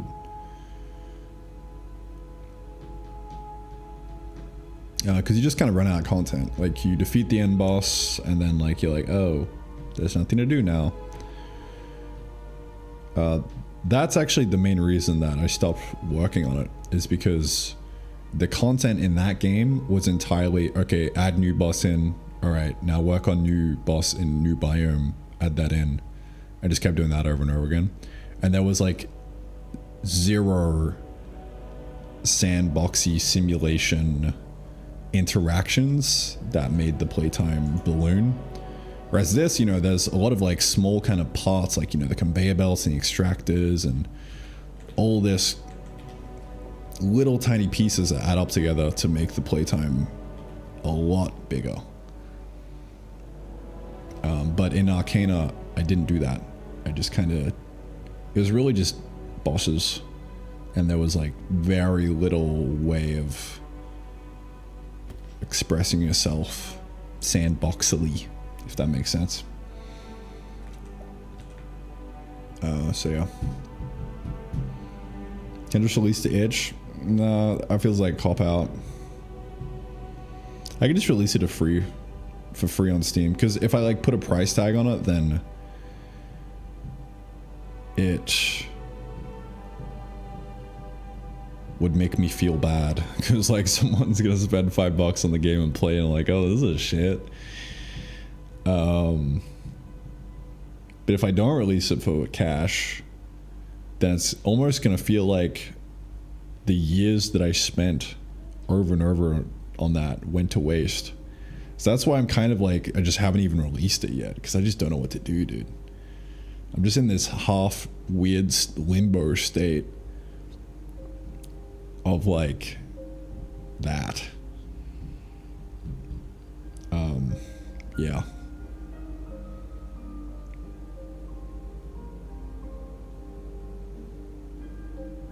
Genuinely, I have no idea.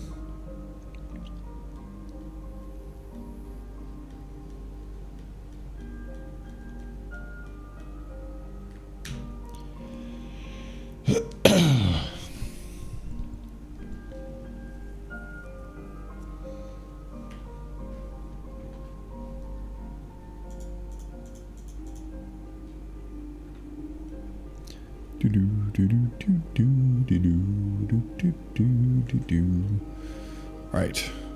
Well, let's work on making this. Excuse me. Making this work. We got a barrel in there. Fuck out of here, Mr. Slime. Who said you could come down here? This is my turf.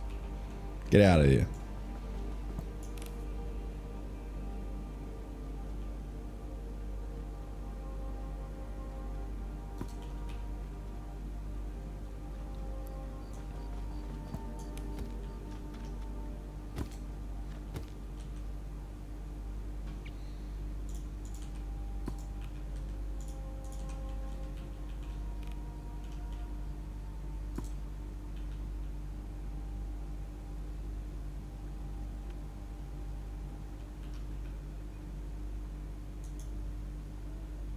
Oh, I haven't updated the barrel UI.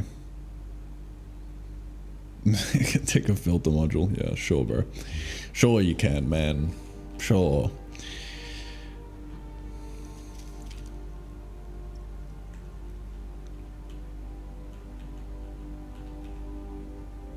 Alright, I gotta fix that real quick.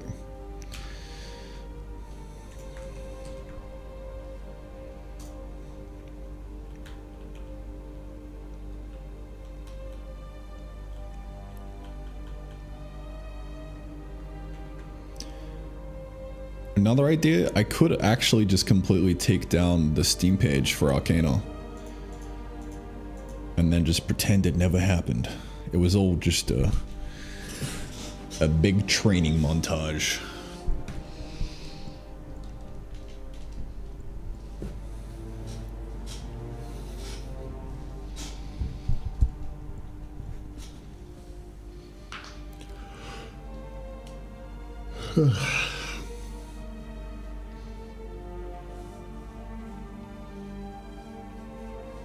Could do that. That's probably the easiest thing to do because like it's one click away and that would kind of give me a bit of closure, I guess.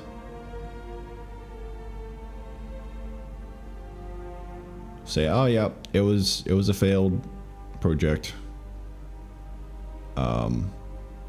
Outwardly, right? Like inwardly, obviously, it set me up for, you know, what I'm doing now. It's just been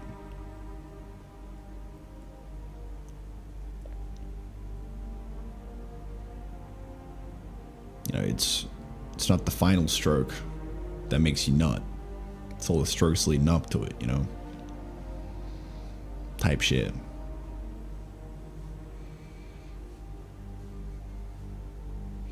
Maybe at some point in the future you'll have some time to make it a bit sandboxy. Yeah, that's also what I was thinking as well. It's why I haven't made a decision on it, because I'm like, maybe in future I could go back with all my knowledge and like revamp it. But honestly, I just want it fucking removed from my mind. There are so many better things that I can do with my time. So I just want to close it out, bro.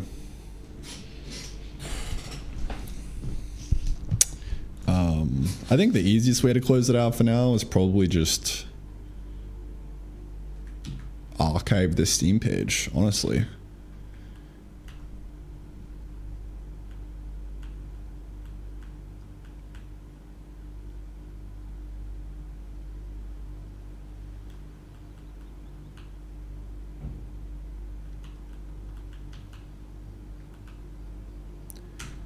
I think that's the easiest W, because then I don't have to go through a release.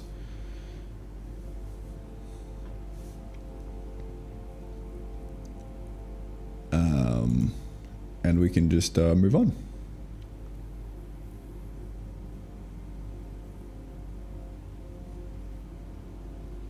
That is probably the easiest. Let me see if I can do that real quick.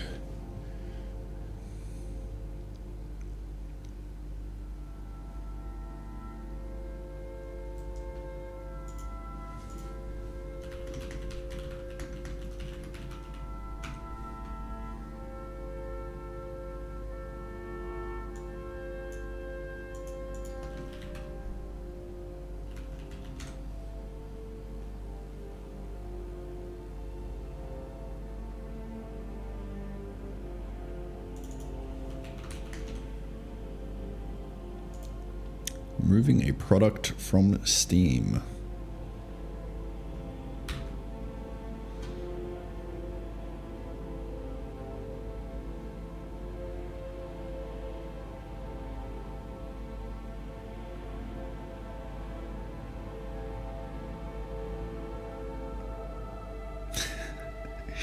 Carefully consider whether or not pulling a game down is actually the right choice. Are you acting based on an emotional response to negative feedback?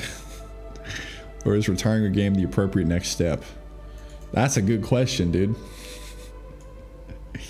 Am I just taking it down because I don't want my ego to be hurt?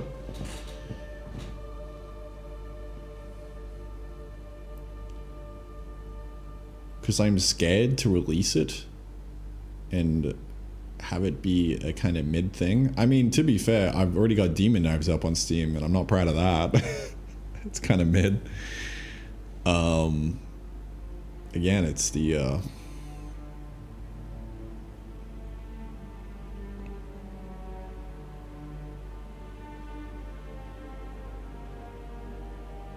it's not the final stroke.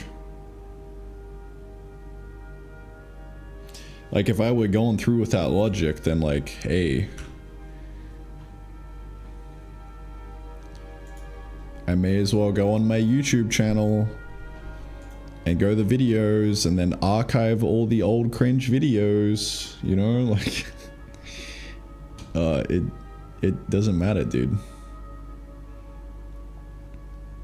Like, I've had so many videos where I'm just like talking from a place of, oh yeah, I know what I'm doing, but I fucking don't.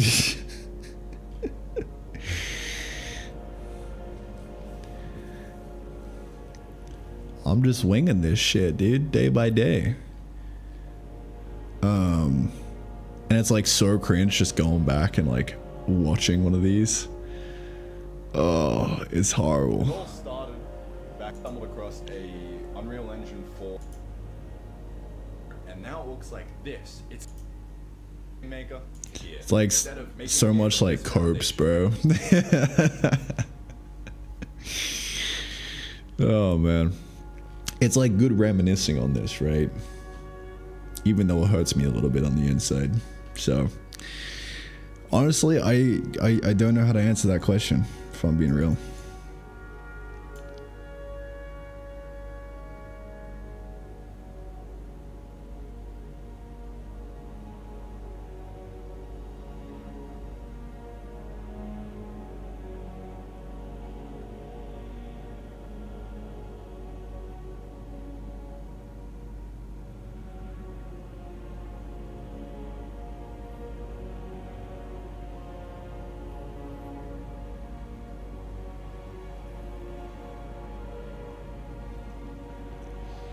I mean, it's not even released yet, though.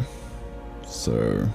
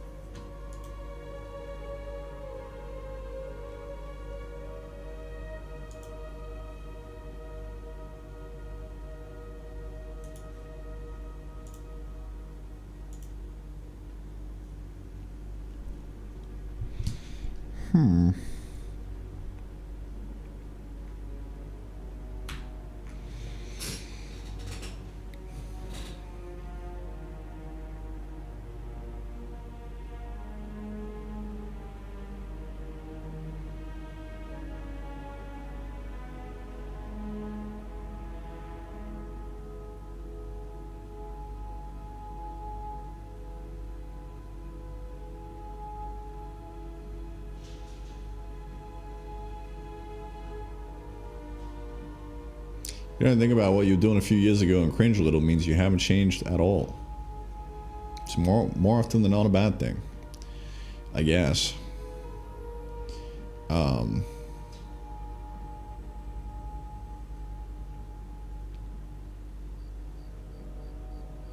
that's just like another cope to stoke the ego in the moment and try and reconstruct an entirely new identity, right?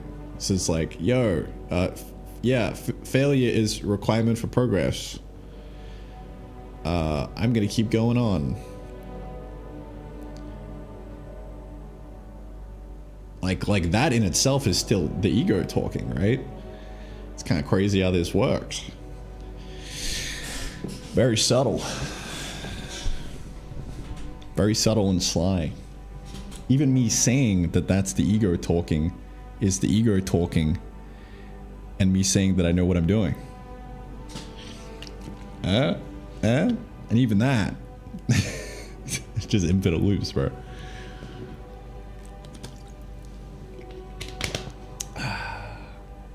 Crazy. Yeah.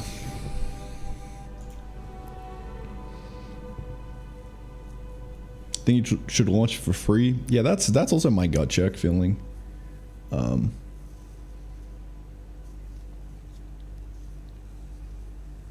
Yeah, I don't know.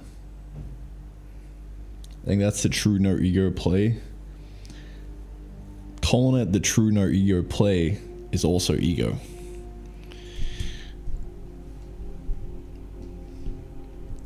It cannot be escaped. It's fucked up, man.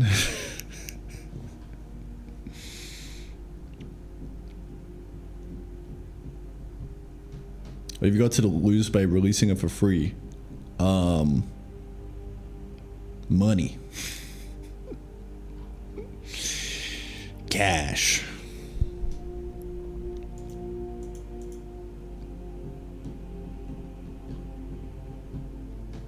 But yeah, I would not feel comfortable putting a price tag on it because it's just so fucking mid, bro.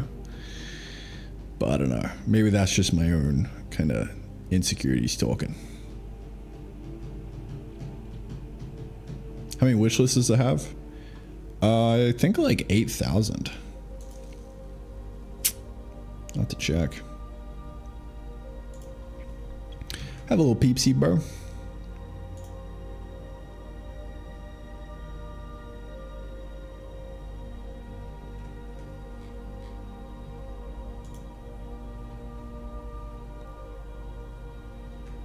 Yeah, look at that.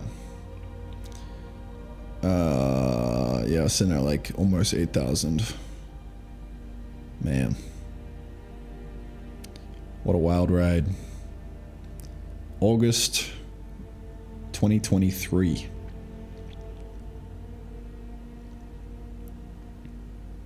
Kind of crazy, man. It's been a long time.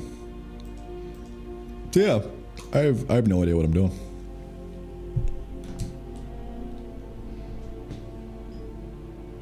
Don't know yet. I think I'll just let the decision simmer another day and not make it.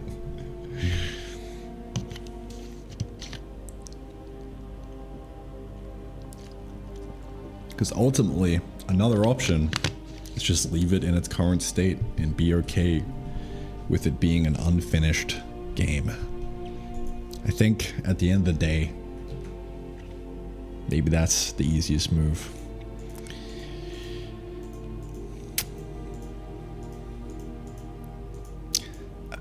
That feels kind of right, you know? That feels like the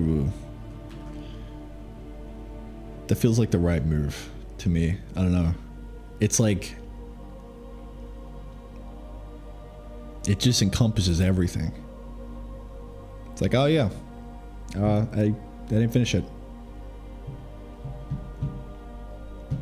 Shmeep shmoop. Move on. Like, that's the truth. That's the real, dude.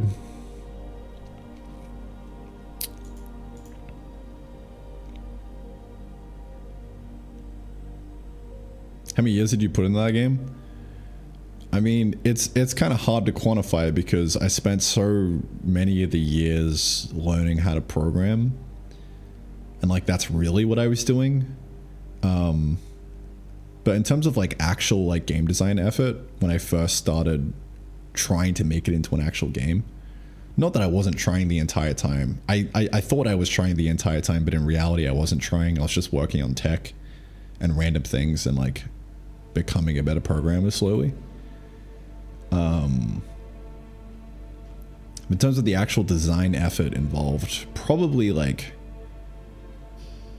it was as soon as the Steam page went up. So like, you know, end of 2023, probably like a year or two in total. But like, if we're counting the entire time that I had something called Arcana that I was working on, bruh.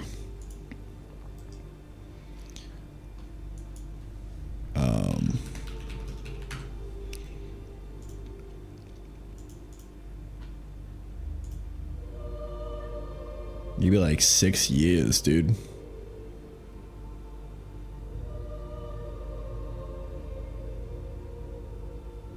Like, this was the mark of me actually starting gameplay. 2 years ago, yeah, May 2023. Like, this was a rewrite in Jai, and this was the final rewrite. The rewrite to end all rewrites. From here, I was like, oh, okay, so tech actually doesn't matter. It's hard no matter what tech stack it is. All right, well, time to lock the fuck in, and how do we actually design a game? So then I sprinted towards having a playable game, and from there, you know, iterated on it a bunch. This entire like video was on sound and me blasting my eardrums out, right? I wrote sound from scratch. A week later, I deleted the whole thing and started using Fmod.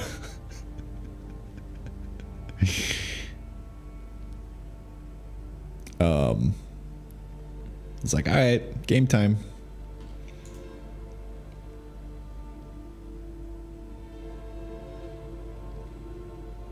Yeah, that was when I kind of like started game design, I guess. That's when I started practicing the game design skill. But yeah, from there all the way to the first video posted on the channel, dude. That was the quote unquote development time of Arcana. A whole lot of side quests, a whole lot of interesting things along the way.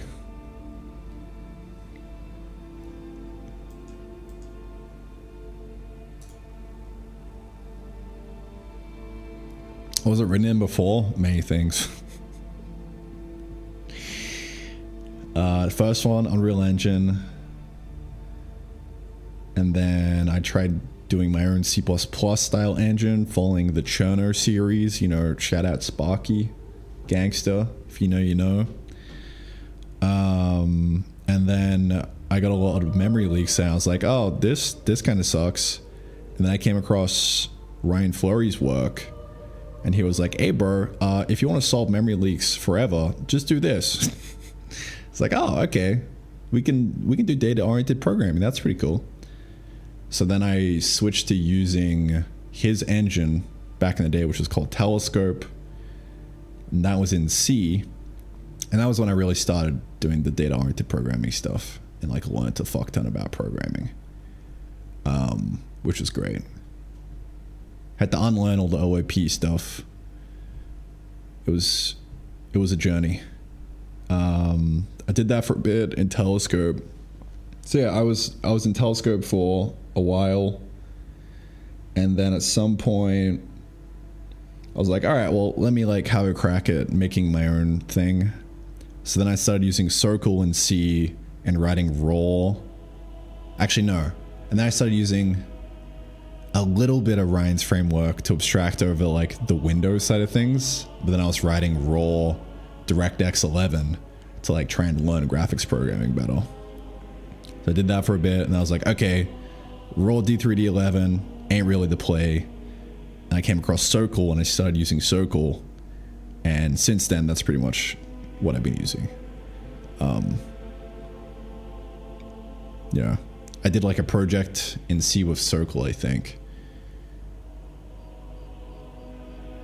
And then I got into the Jai beta. I was like, all right, let me like rewrite. Let me like have another crack at Arcana, but doing it in Jai this time. So I did that. And then yeah, went all the way with that pretty much.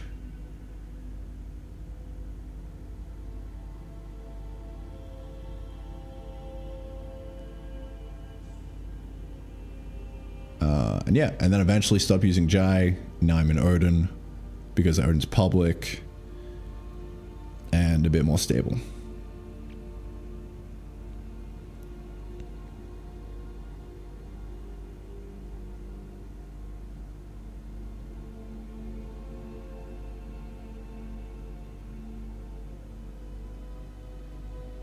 What a journey, yeah.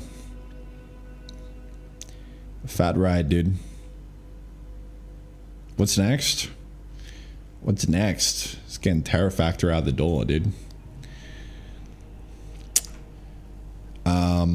I kind of like feel myself having the urge to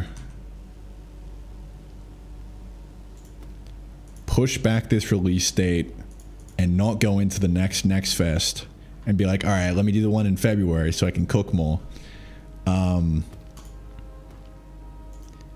But I kind of feel like I'm hitting the end of this specific run of the project. So I kind of want to do the sprint towards, you know, releasing it in 47 days. I'm still not 100% on this, by the way. It's a tentative plan.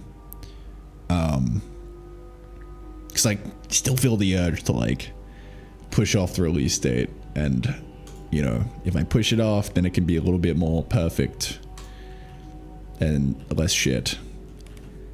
But you know, I feel like I'm kind of okay with releasing it and it not being 100% what I initially envisioned.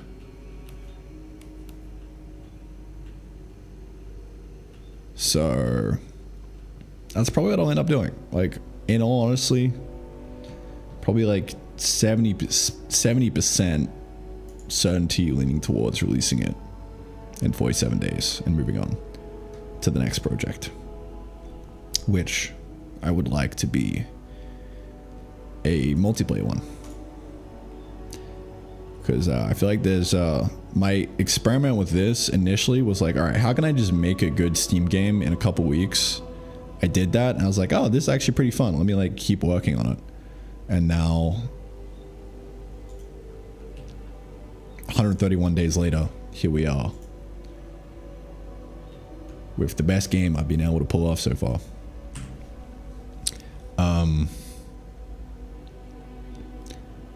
And really the whole theme of this project has been, how do I actually make a fucking good single player experience? I'm slowly getting there.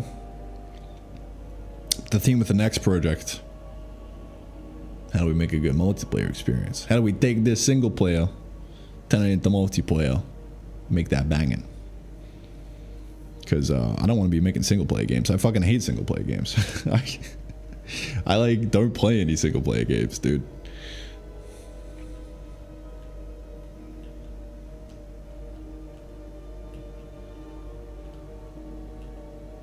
Actually, that's a lie. I kind of played Factorio single player for a bit, but then I had a multiplayer run with a friend and I went way further. It was way more fun. So I don't hate single player games. I just prefer to play multiplayer. So I would say that's what's next.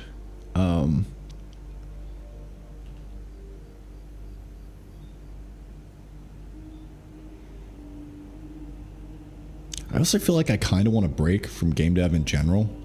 I just want to make music and DJ in some clubs.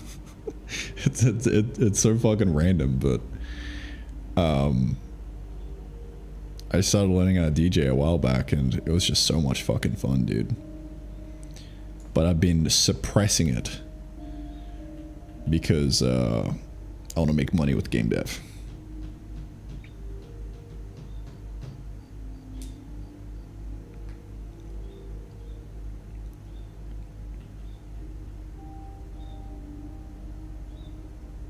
So, in all honesty, I have absolutely no idea what's next. I'm just gonna take it day by day, dude. Plan changes every day depending on the mood. But we'll see. Gonna do multiplayer first. I'll try to learn 3D again. I want to do multiplayer first.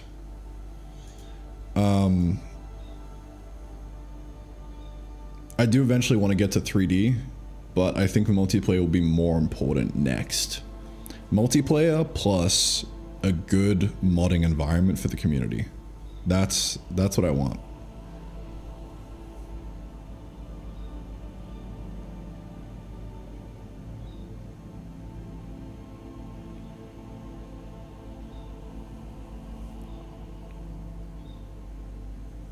Because I know that there's only so much content and game that I, as a single human, can create. I feel like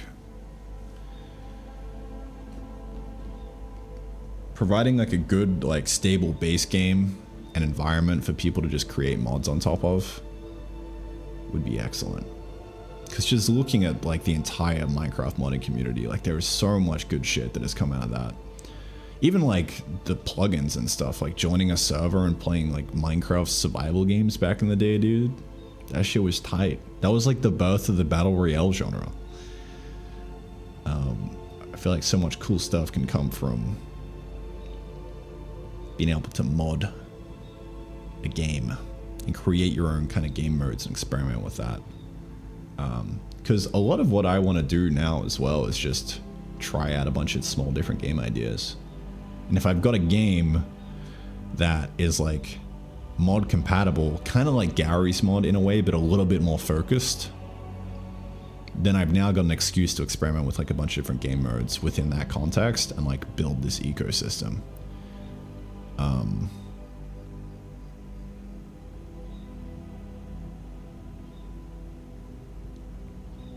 Because like ultimately, it wasn't Gary's mod that got me into Gary's mod, right? It was my friends like playing Trouble in Terrorist Town and being like, yo bro, you should come play this shit. This is fun, right? Like it's the game that makes the thing.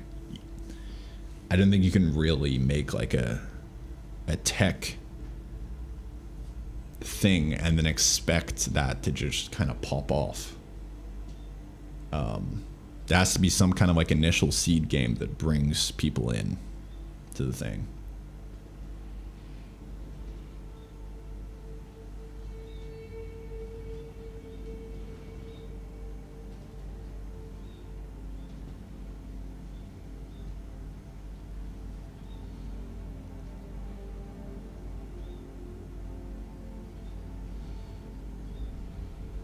Mode Minecraft Let's Play you did a while back was fun to watch, really? Dude, I would love to do another Minecraft modded run. Let me know. That's something you guys would like to see. Because I actually did one recently, or I'm in the middle of one right now, with some friends, just offline. I've been grinding it on the weekends. I've actually been like working on a mod pack and play testing it. With the plan of releasing it and then having an official server that people can pay money for to join. Where, you know, I just chill there on the weekends. But I'm not sure if it'll actually get shipped. I kind of almost want to do it just to see what it's like. Because, dude, I've tried making so many like Minecraft servers over the years. That's actually like what got me into game dev, I would say. Like fucking 12 years old, dude, trying to make like a custom Minecraft server. I've designed across like servers and mod packs probably like 10 or 15 different like entire projects that never saw the light of day. From like 12 years old, dude. So it would be almost cathartic to actually ship one of those. So I don't know.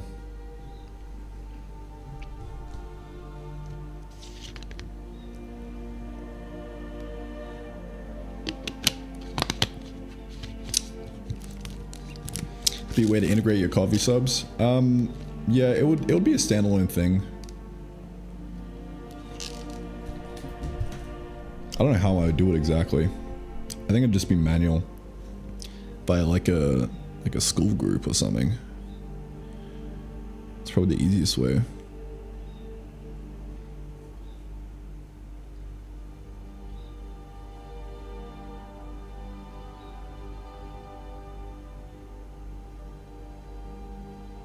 Cause like coffee, it would be too hard to. It would be too what's the word? Overloaded.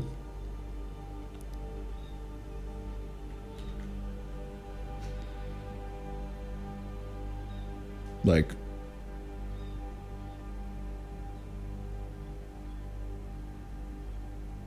it would be too hard to differentiate who's just a sub for the sake of sub and who's a sub for the sake of the Minecraft server that I need to like get in touch with and get the IP and stuff like that. Right.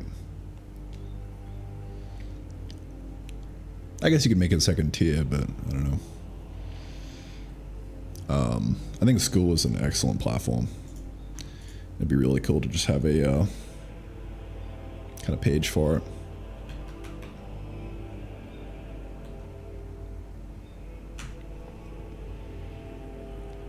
Like just a solid about page, dude. Solid landing page.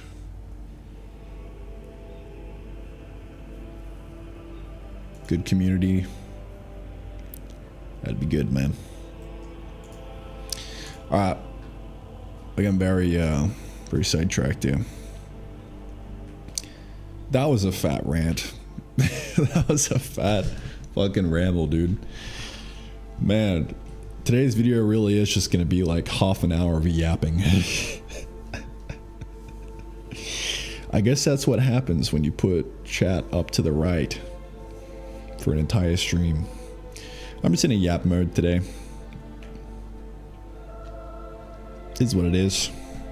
Fun yapping. I don't mind a bit of yapping.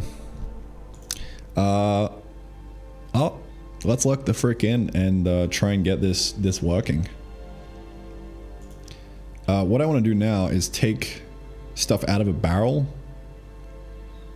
So let's say we'll put like a single copper ingot in here. I want to extract this, put it into the cube, have it go all the way along the conveyor belt line, and then come out the other side. That's the goal. So we're going to work towards that. It's going to be the goal by the end of the day. What time is it right now? We got some time. We got some time. Let me fix this barrel first, because the UI shit.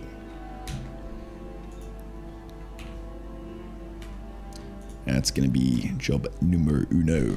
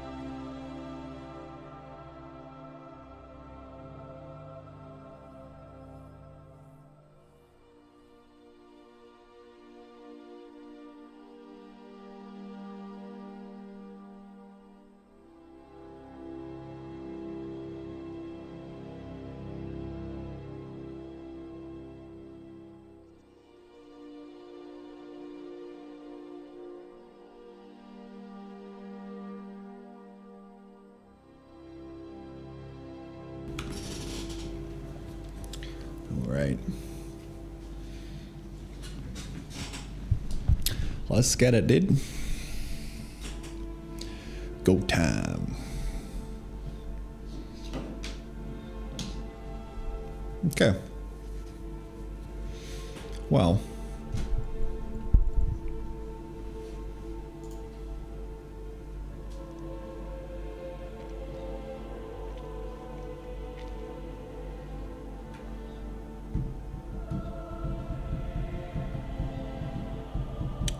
Barrel. Let's fix the barrel. So the barrel is using the brand spanking new generic entity interface, which I can come in and do a little bit of sneaky.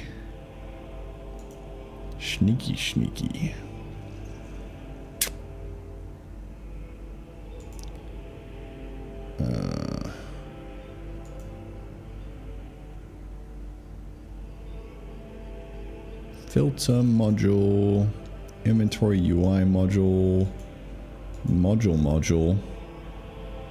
Okay, here it is. So I just got to turn this off, I believe.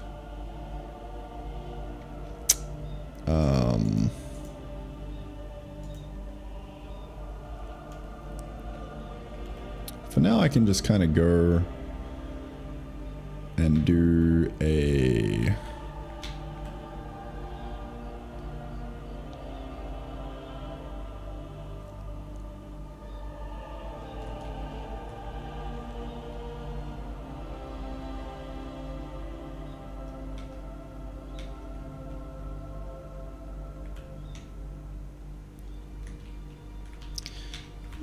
if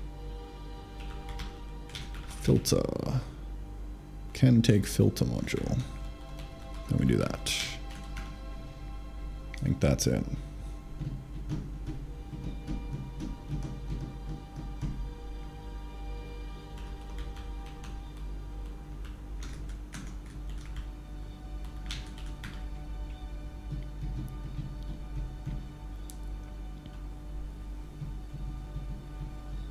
There we go.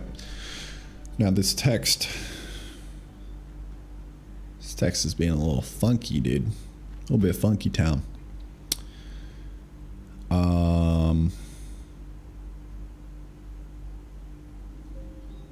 I could like limit the size just to be consistent. I wonder. Because what else we have? We have the barrel, we got the chest, and we got the extractor, which I'm actually gonna take from here because I'm gonna need that to place in here.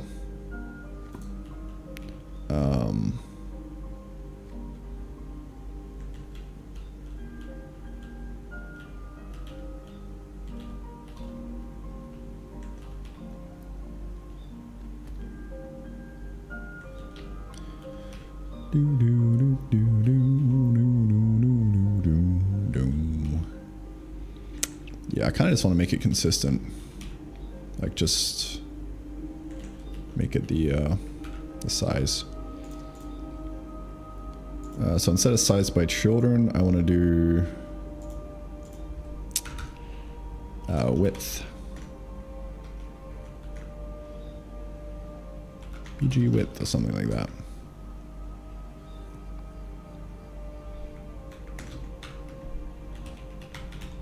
Rip toilet bowl? Indeed, dude. Do machines work in pocket areas? Yes, that's the whole point of them. That's the whole point.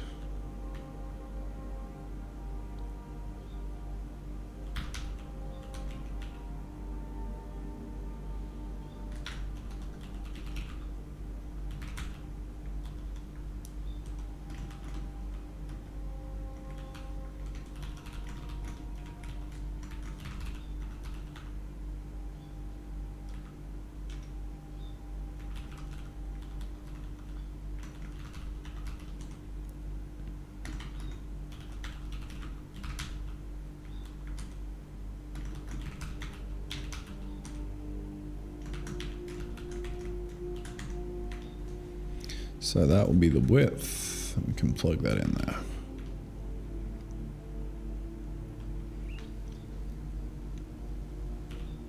There we go.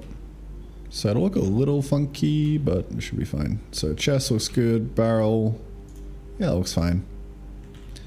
And then this guy, we need to just say that it's a thing.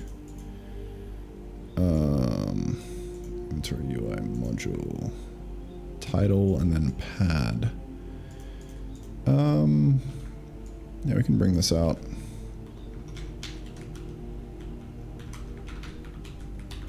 Let's force the title and everything.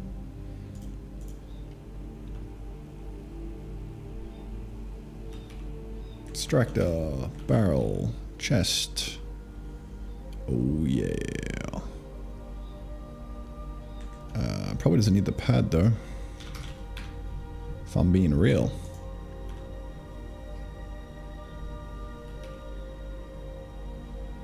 Something feels off with the spacing.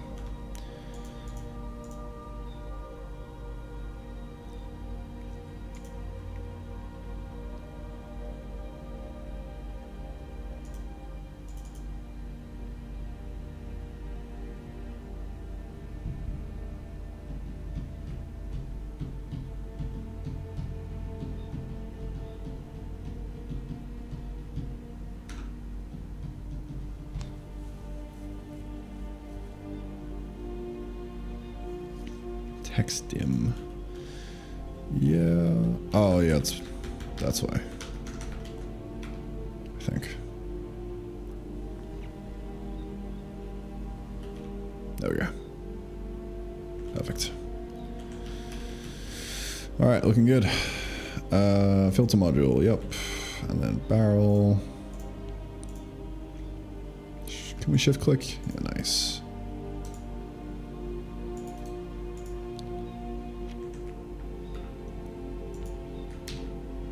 Alright, just did a little overhaul of the UI. We're looking good now. Everything's very consistent. And it's good because each of these separate inventories are all hitting the one path in a generic entity UI thing. Just a bunch of modules that can get swapped in and out depending on the entity itself, which is cool. Immediate mode UI programming for the winded. Me likey.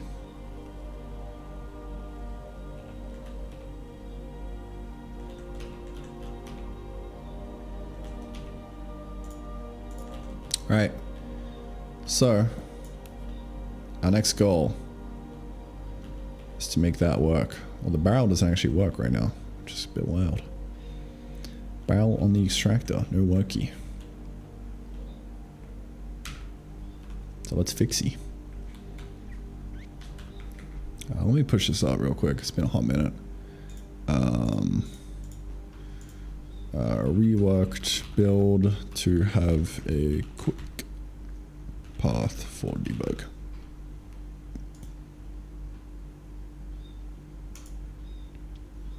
Cool.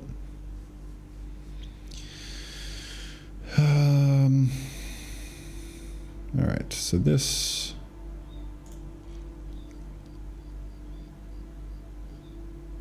Better generic UI for barrel.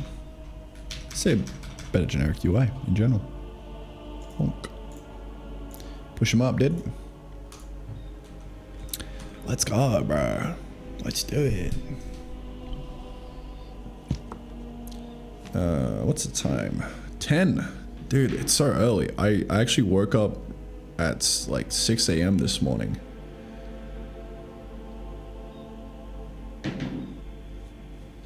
It's so early in the day.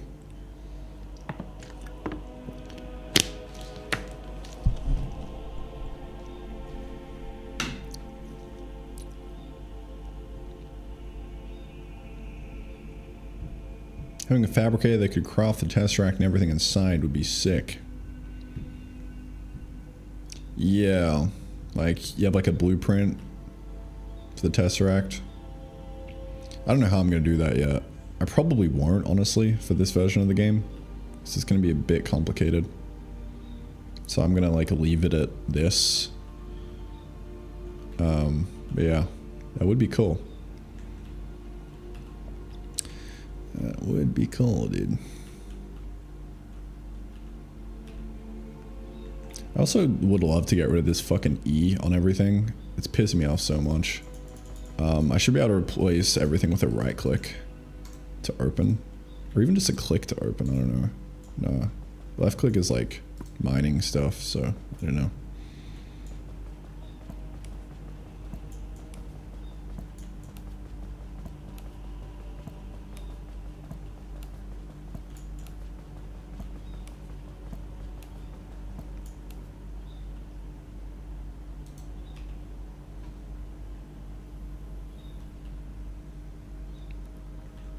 Baby steps. I can't fix the entire game at once. There's so much shit I want to do, dude.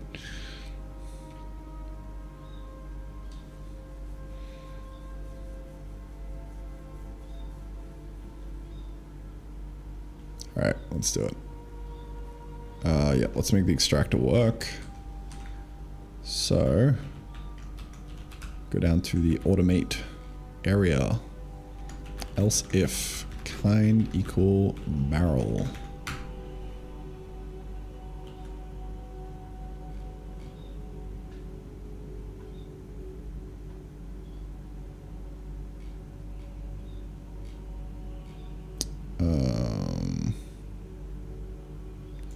It's really a chest slot thing, maybe.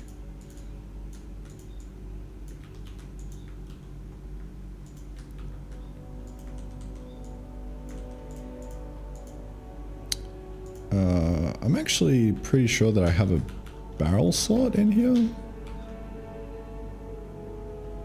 Can't remember how I did this. Let's look at the barrel. How do you do this? Chest slot count 1. Huh. Yeah, so it just uses that. Okay. Grass particles showing in Tesseract. Yes. I'm ignoring them. Bigger fishies to fry, dude. Yeah, maybe I just don't make it a barrel.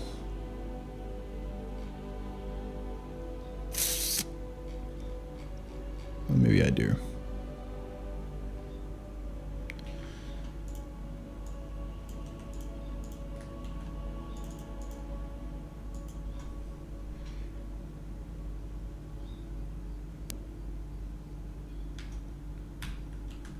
Dude, how the fuck does a barrel even show the thing? I think there's a bunch of overrides. So I think I can just look at 0 and then max stack size equal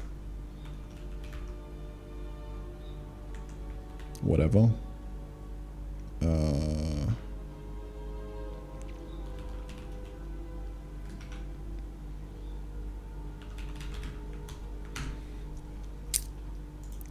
Inventory UI. Do we have an override for the barrel? I think we do. Maybe it's in here.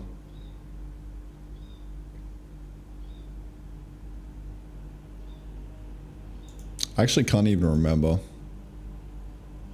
where the stack size comes into play for the barrel.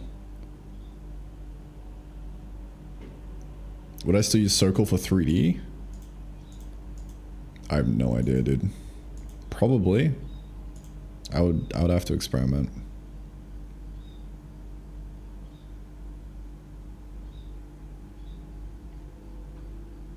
Like I have a friend who did 3D in circle.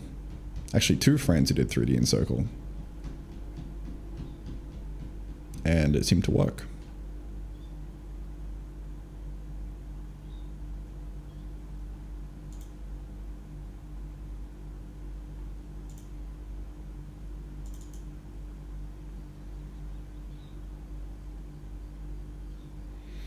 So yeah, I probably would.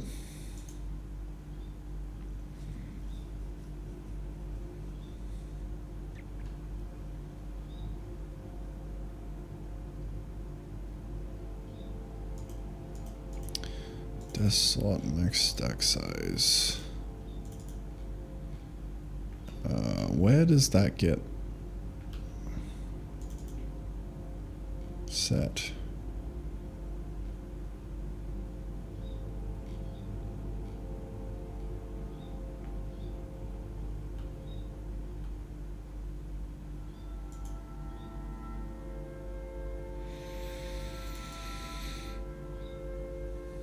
I don't think it does get set. I think it's broken.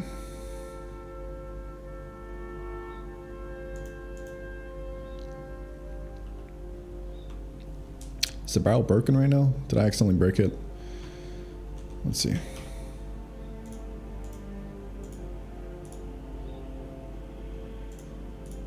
Yeah, it's broken. Well, I fucked that up. Right, because I think I ported the barrel to the new system.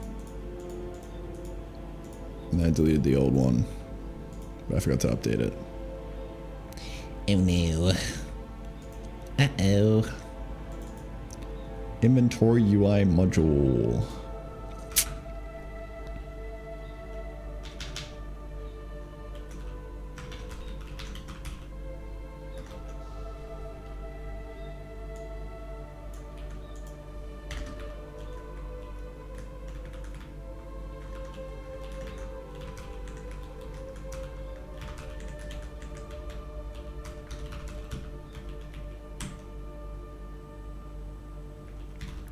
So go if kind is barrel,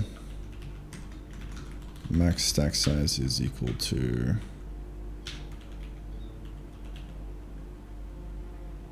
get slot max stack size.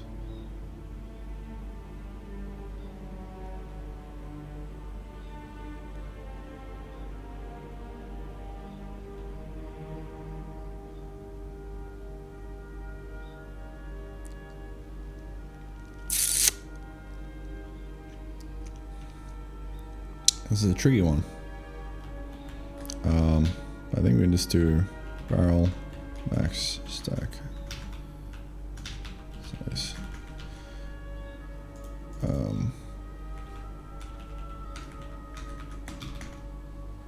48. Maybe even just 512. Yeah, that'd be small.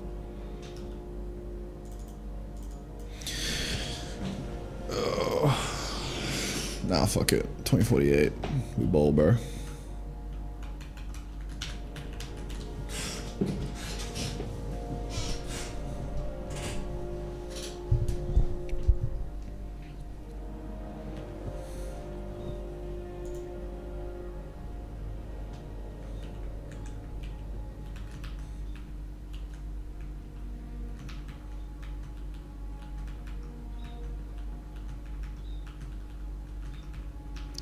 This is probably gonna break with like swords and shit, but who cares? Problem for another day.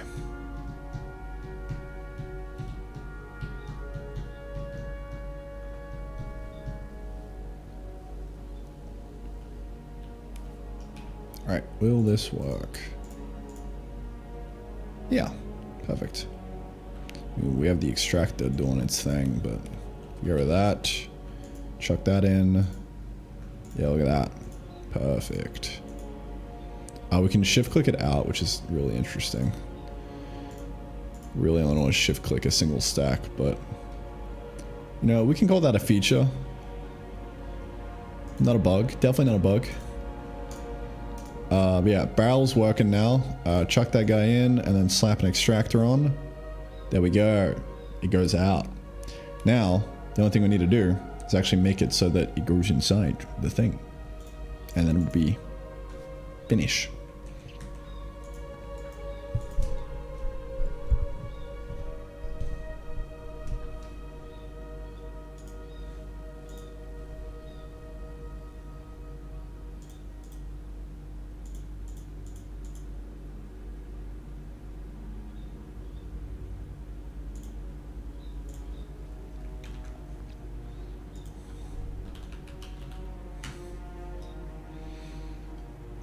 Bro,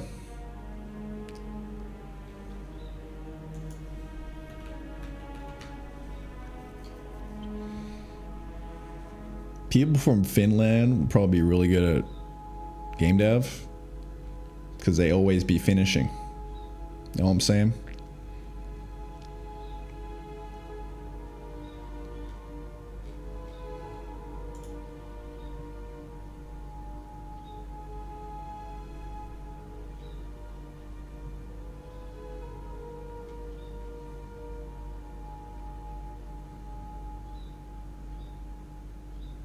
Dude, Finland looks fucking beautiful. Holy shit.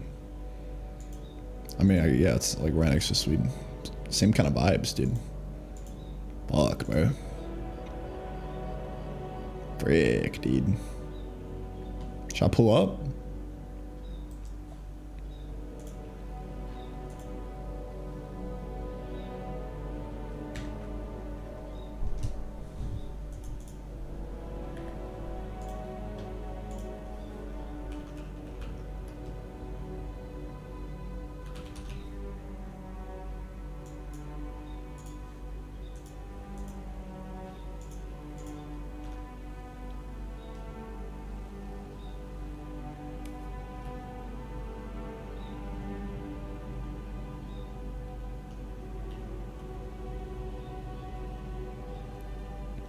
All right, so this, we need a special case for like when it tries to go into a spatial box. It does some wild shit. That's what we need. In theory, actually, maybe.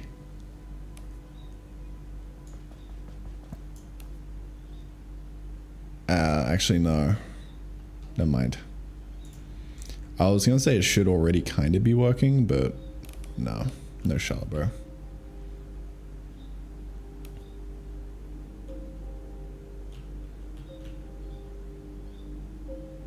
No.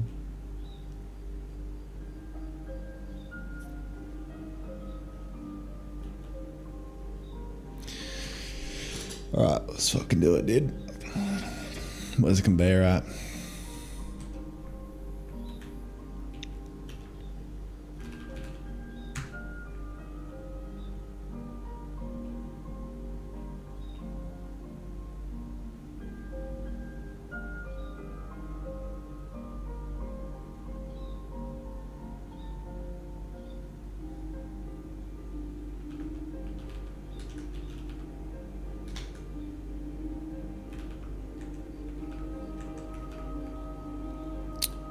Where are you at, big dog? Progress belt item.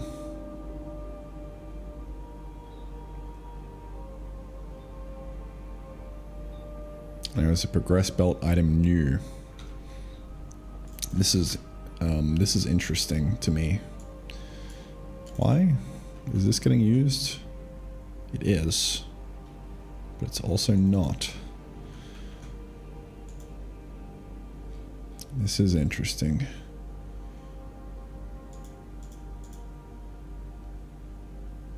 What the fuck? Oh.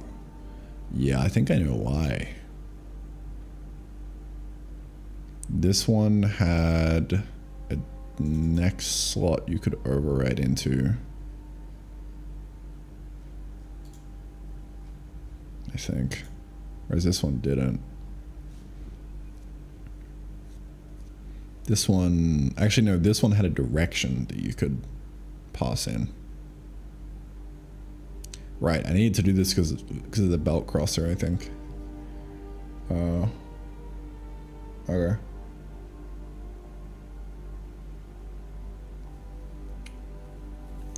Well, it's not like it really matters. Just fucking implement it. Attempt move, pop off or move into next conveyor. So now you go to nil. If it's a conveyor, do its thing. If it's a belt crosser, do its thing. If it's a hull or ward hull, do its thing. If it's anything else, don't do the thing, bro. It's over. Attempt place single item and entity. Nope. What we're gonna do.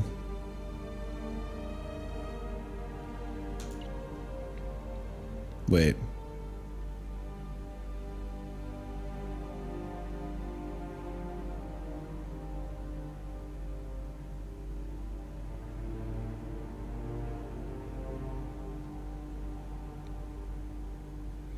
Use the order pop it off, but now we back it up like Cardi B.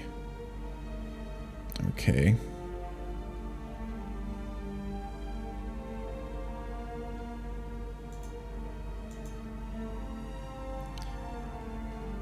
Right.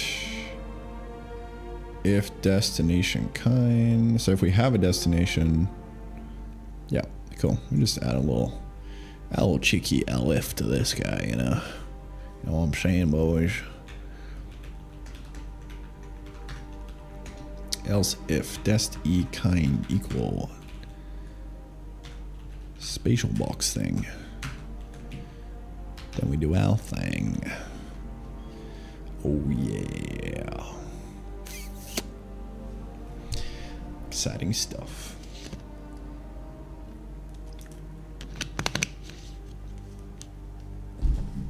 It's out there naming. I don't know, man. I'm just gifted like that.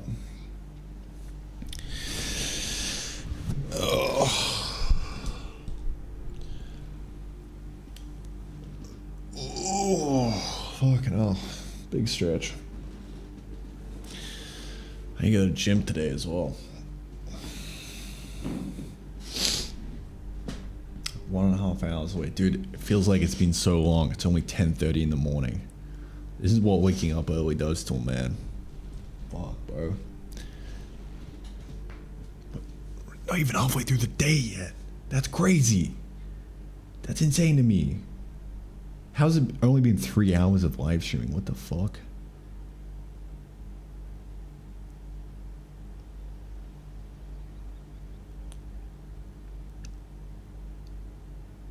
Wild.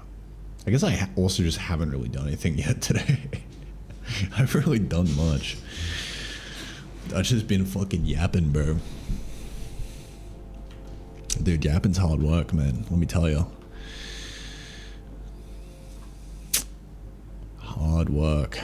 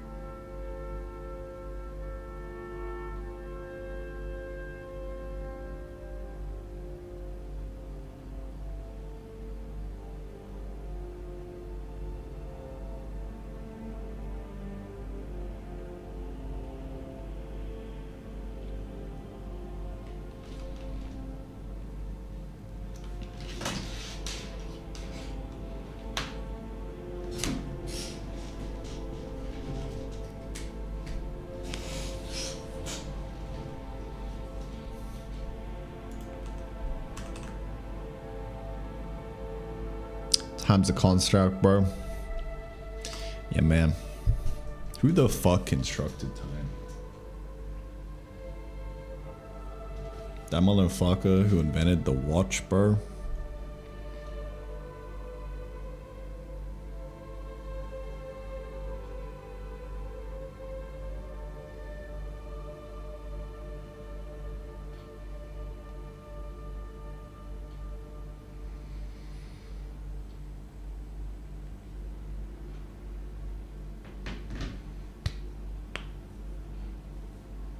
I have a list of what's left to do.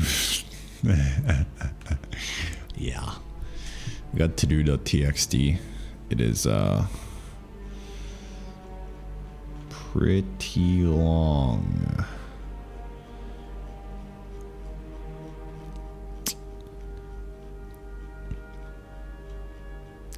That's the thing that I'm kind of noticing with you know, working on a serious project that's about to get McShipped out the door. The to-do list will never be done. There will always be like parts of the game that are just on fire that people complain about, and there is absolutely nothing I can do to solve that aside from try and identify the actual bottleneck of playtime and why people aren't playing the game as long and why they aren't enjoying it as much, and try and fix that. Like that's literally the only thing I can do.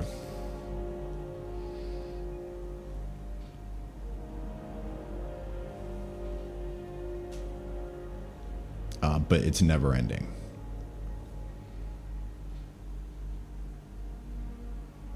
It's like, I don't know. There are so many fucking problems with the game. Like I could boot this open right now and point out like everything. Like, okay, if we stay in here, in this dimension, the particles are showing through when things grow. Except they're not doing it right now. I guess because nothing's growing. Let me demo that.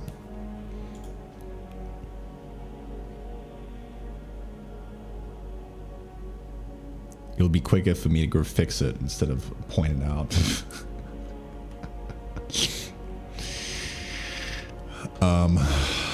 So much shit, dude. Like this E, I want to get rid of this and replace it with a right click. This power generator, I need a mid-game power generator, dude. This is ass. That bug pisses me off. We need a way of like making it so that we can restore the inventory of everything in one spot instead of having to reorganize it. I mean, it's a little bit better now, but it doesn't really matter. It's not really high priority. This entire biome needs a fucking rework, dude. It's ass. Like the to-do list is so incredibly fat. And right now, I guess I've kind of identified that, well, working on this spatial tesseract, I guess, is maybe the most important thing. Even then, it's just a wild guess, and I could be completely wrong. And I probably am.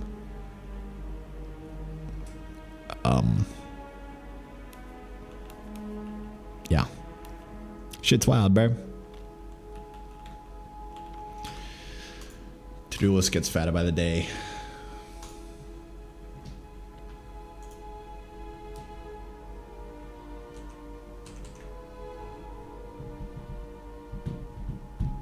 Right, bro's just gotta find it. Yo. There'll be some checkboxes somewhere I can tick them in. Use the debugger. No, I raw dog it by just running the executable and then somehow figuring out where the crash is. Of course I use the debugger. Come on. Come on. Who doesn't use a debugger? Not me, bro. I just print F. Clown. Think I'm a clown? Not a clown.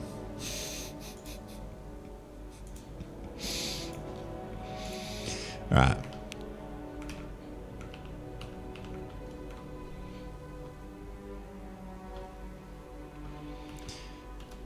So when we go into the side here, we need to get the direction that we're coming from. Durr. Yes, sir. And then we grab. What do we grab, chat? What do we grab? Fuck, bro. Need to find the exact tile that it's at.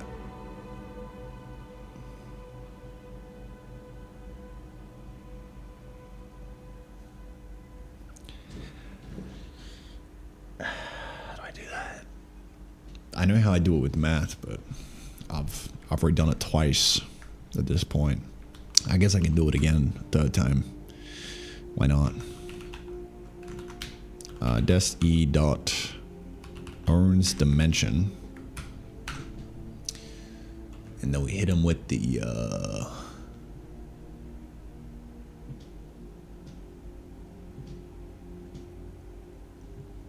get tile pause in tesseract. Get tile pause edge in tesseract from the. Why not, bro? Let's do it.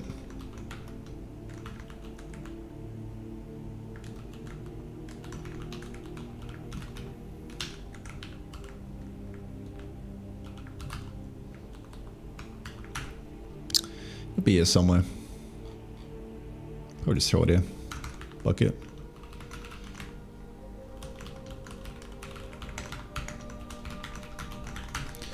So what we do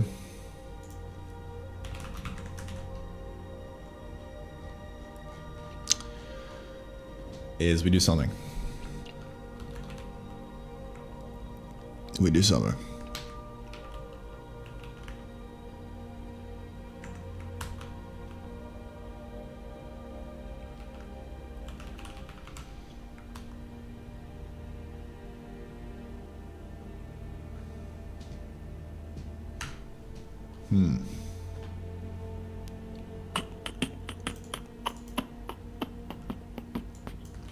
That's where I had all that extra stuff.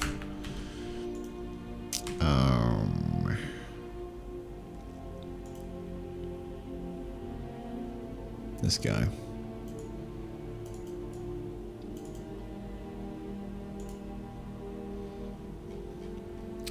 Really, all I need to do is switch the case north is. I can just hard code it. I can do that. Fuck it. We bald, dude. North is X of tile spatial box tile length.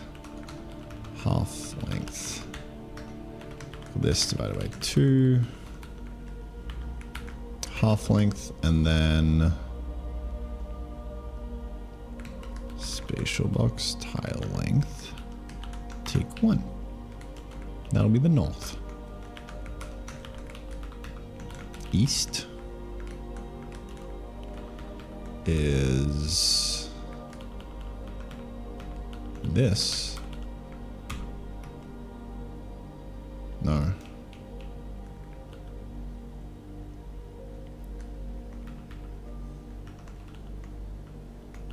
Yeah. Full length. X. And then Y. Half length. Yes. Northeast. South is X is the half length. And then Y is 0. And then west. 0, and then half. Northeast, southwest. There it is.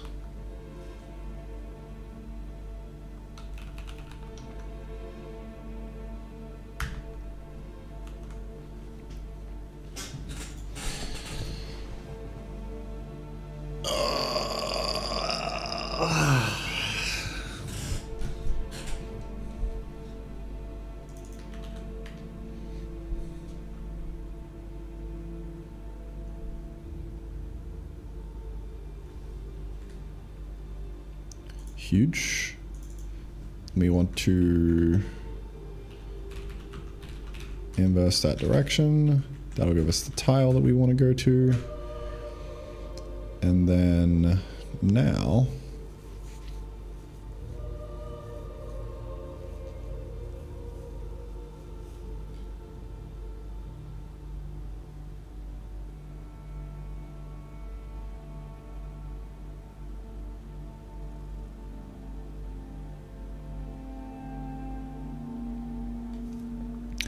wait a minute. Wait a minute. Doing a little bit of inception here.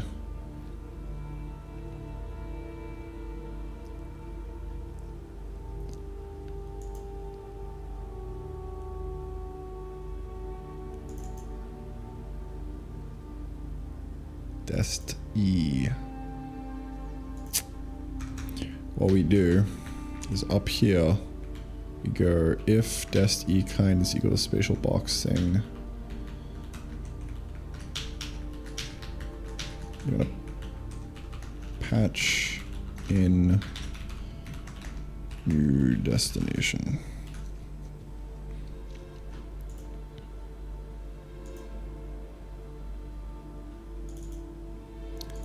Dest tiles, now you go to that.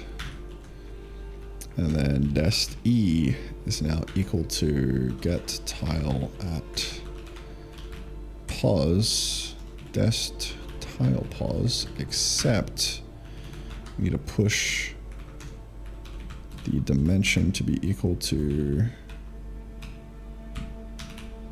the dimension that we earn.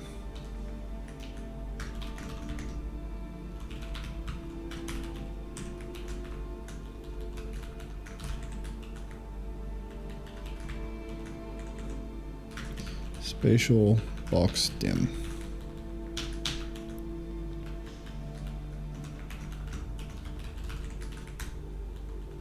Push that, get tile at pause. Yep. This becomes dest tile, and then dest E equal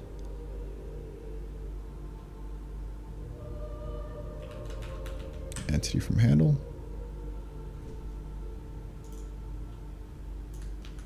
Dest tile, scratch, entity handle in that dimension.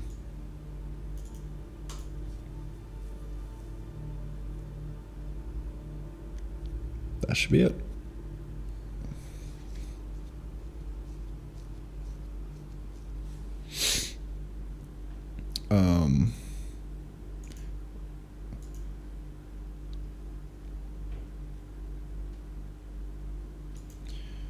We're kind of in a little bit of trouble here because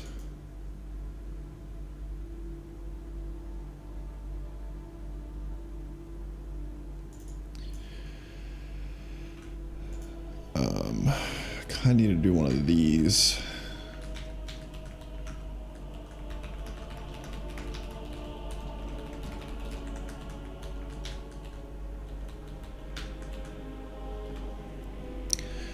I think that should be just scuffed enough to work. Maybe. Let's see. Nope.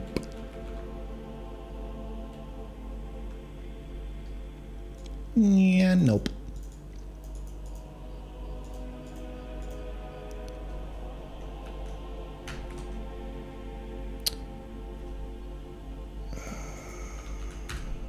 Let's give it a whirl.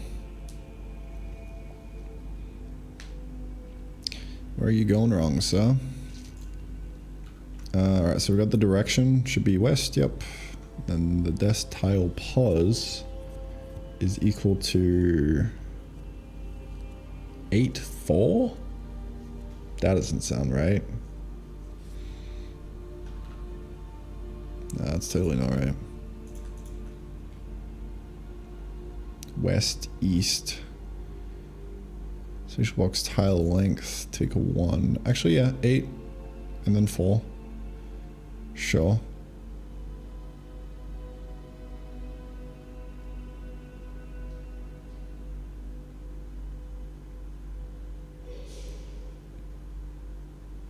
That's probably right. I might be off by 1 on the Y though. Alright, so the dimension is now equal to that. And then the destination tile. Go get tile at pause. Stone. Scratch. Entity handle.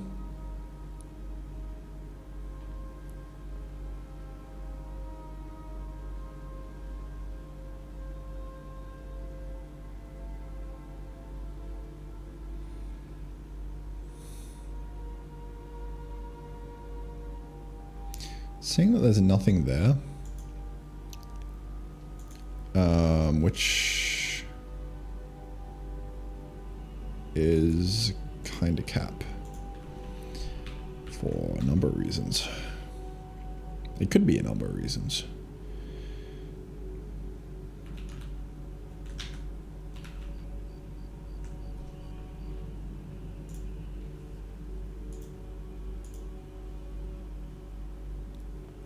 Loop through all entities. Store entity in tile. And it uses the dimension. Get all ends.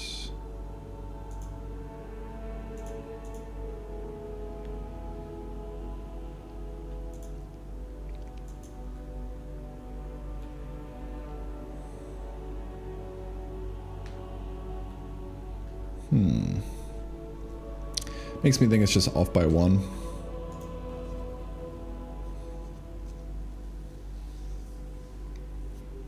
We can test it.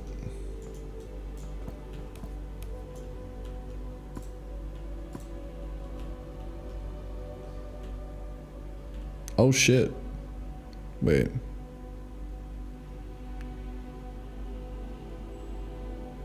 Something ain't right.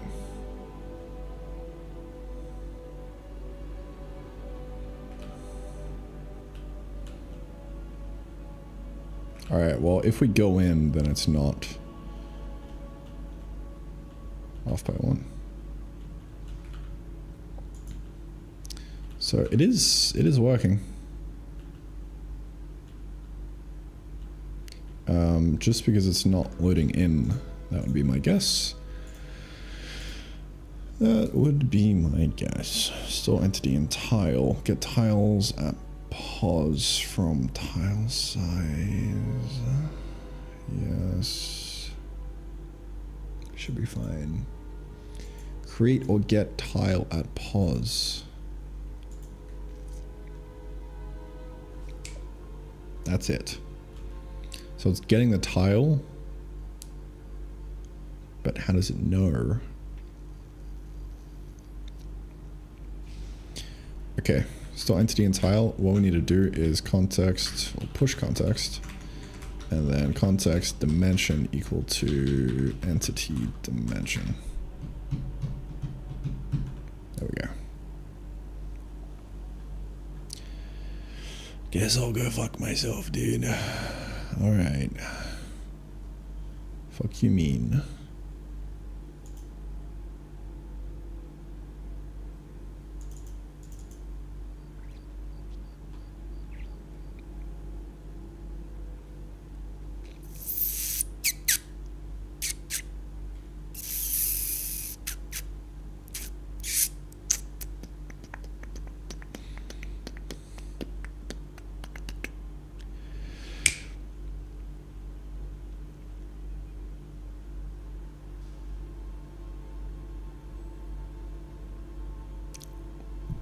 I don't think the world's been created yet.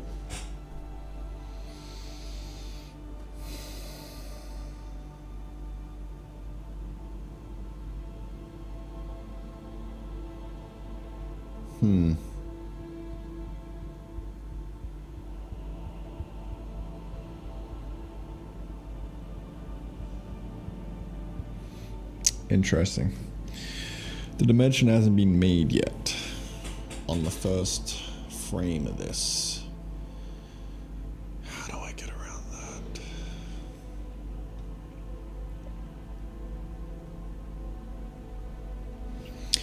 Because it doesn't get made till later on.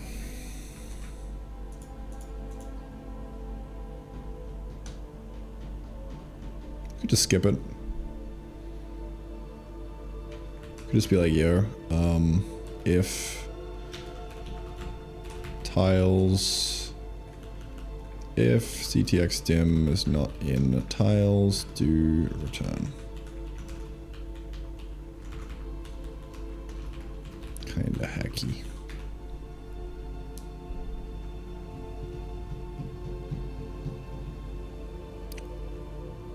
It's in there. Let's go, dude. Oh man. Look at that. Clean.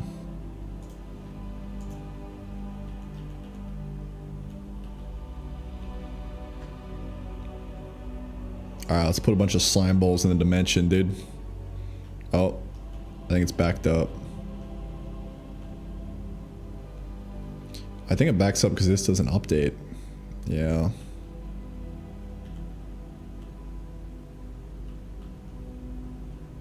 Goes in once and then it doesn't update. L. Getting there though.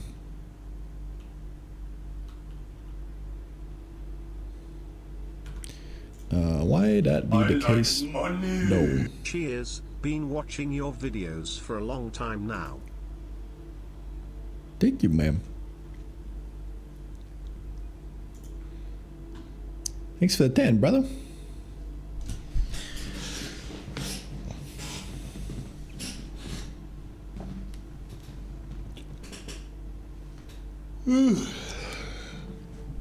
All right. We gotta figure out why this not working now.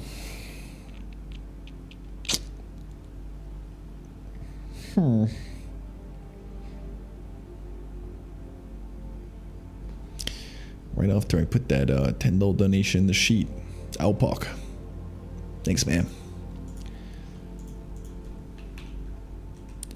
Alpoc.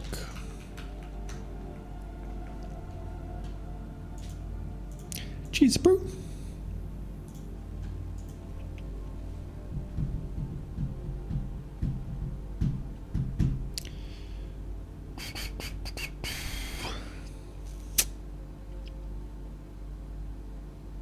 Why could it not be updating, I wonder?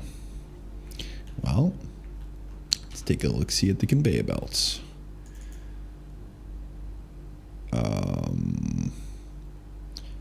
I think the conveyor belts are trying to progress in the wrong dimension.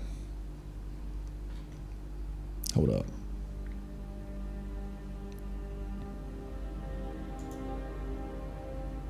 So I think these are trying to get tiles in the wrong dimension, because like the update proc, I don't think it pushes the dimension in the update.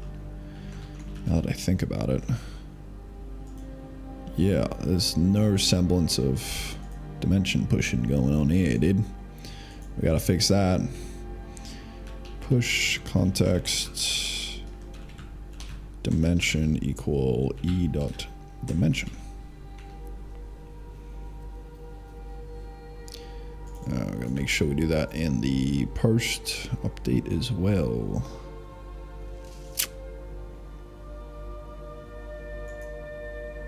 Or in here as well.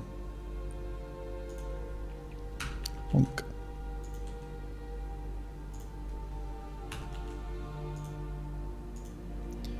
That might also be why the particles aren't spawning in the right spot. What else we got? Post physics update.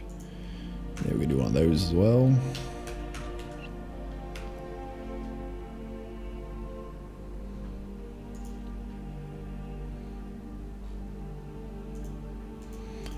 Cool.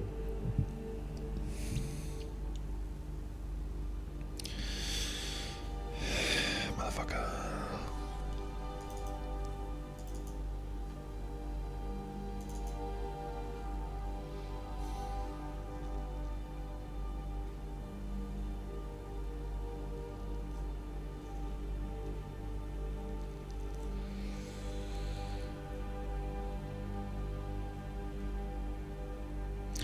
Is this a conveyor belt inside the... Yeah, this is a conveyor belt inside the dimension trying to get tiles underneath it, but it doesn't even have tiles yet because for some reason they weren't serialized to disk. That's the whole reason.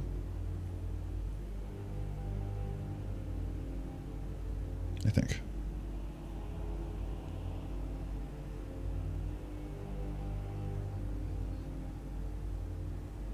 I think so.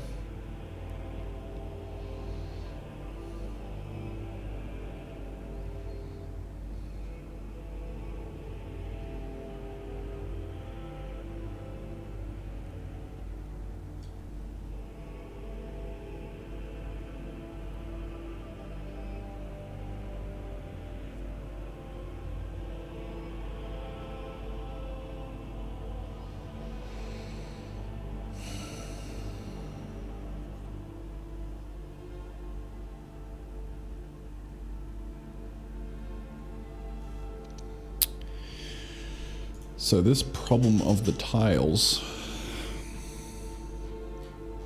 that I just band-aided over earlier Needs to be solved.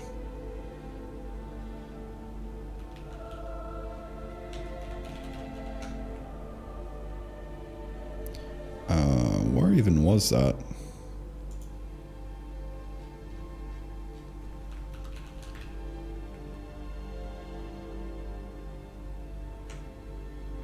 Store entity and tile. This guy.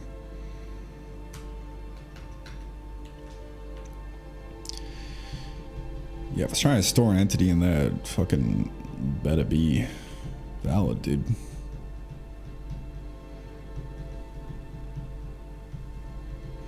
Like, this is trying to store like a conveyor or something, right? Yeah, it's trying to store a conveyor inside the thing, but the thing isn't set up. But it should be set up. So I fucked it up. I think because I'm not even serializing. Yeah, I'm not serializing any dimension data right now. That's why. All right, so we gotta back this shit up, dude. Like hard. We gotta go all the way back to the baby steps of before I even place the cube and make sure things get serialized properly. I think that's gonna be it.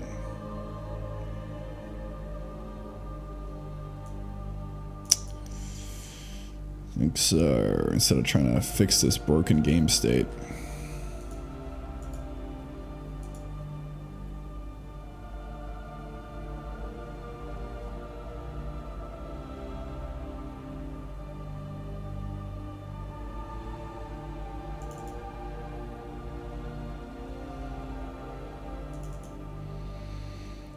Alright, let's go to the 18th a few days ago. I think. When was this? Yeah, the 18th. Maybe the 21st, actually.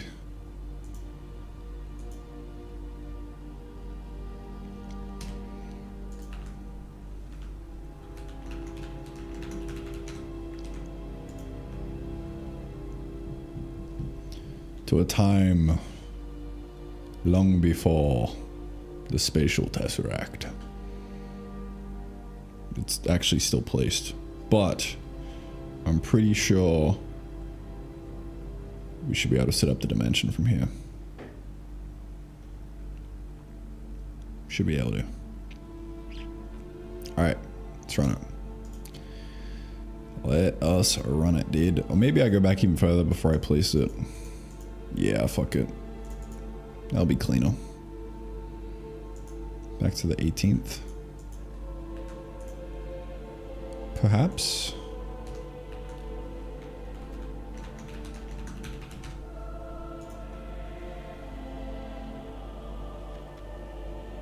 No.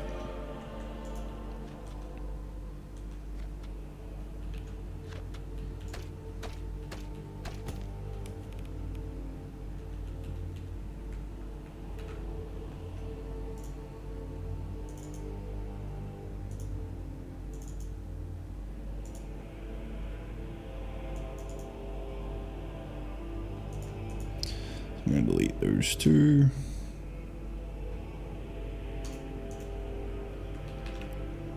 We've gone back in time. I've got to craft the tesseract again.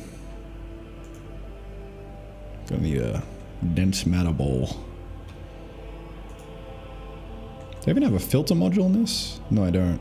Yeah, I went back far, dude. Oh no, I do. It's up here. Alright. Dense matter ball. Let's get it. 64 void clumps. Now we can shift click him in, dude. Oh, fuck yeah, bro. Oh, that's tight. Fuck yeah. Alright. Get that dense matter ball. Spatial tesseract. Let's craft that puppy. While we're here. Oh, it needs two? Motherfucker. Okay.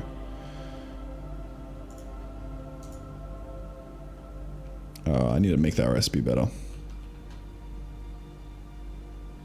Yeah, this is gonna need a fuckload of shit, dude. Let's farm some carrots. Let's get to farming. Bonk, bonk. That's gonna take a hot minute.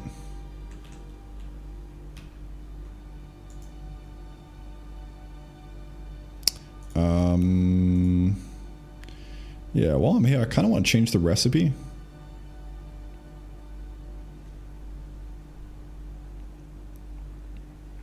So that instead we do spatial tesseract. Where is it? It's called box thing. Instead we'll do one dense matter ball, a bunch of iron ingots, and the actual, was it a 9x9? Yeah. 9 times 9, what's that, 81?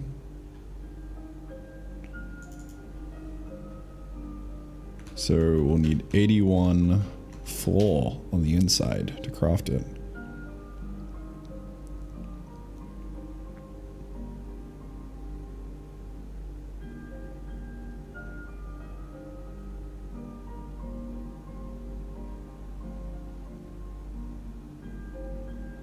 I was about to pull out the calculator for a 9x9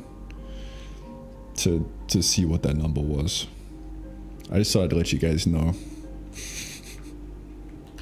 I was this close, bro.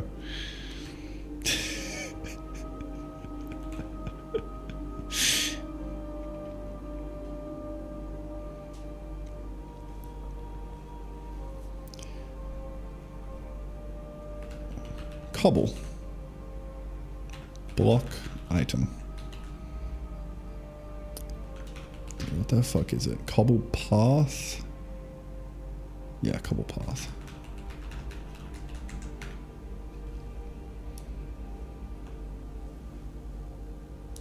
Alright, that's a recipe now. Wait, no. Not cobble path. No. Or maybe. No. No. That is all kinds of fucked up. This is the thing that gets placed. I think it's just called stone block. Yeah, here we go.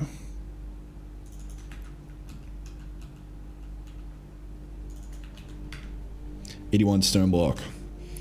So you need the thing inside the dimension because it's made up of a 9x9 of stone blocks right now. So you of course need to provide that. Alright, we need 81 of those fuckers, which we have been stacking. Oh no, you can't go over the stack size. Uh-oh. Oh frick, bruh. Oh no, dude.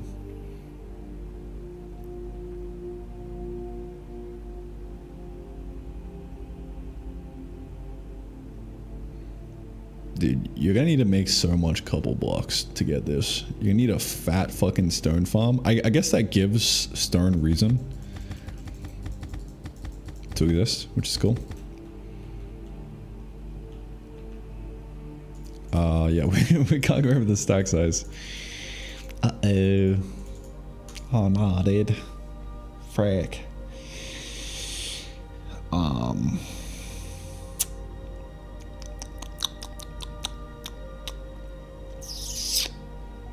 Let's fix that, I guess.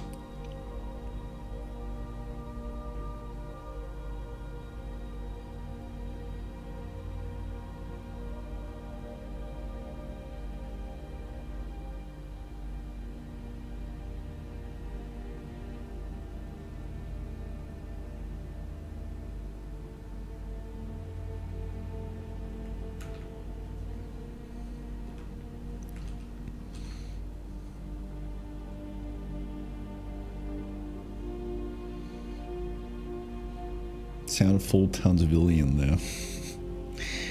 I'm not a Townsvillian, bro. Don't call me that, man. No. My worst nightmare.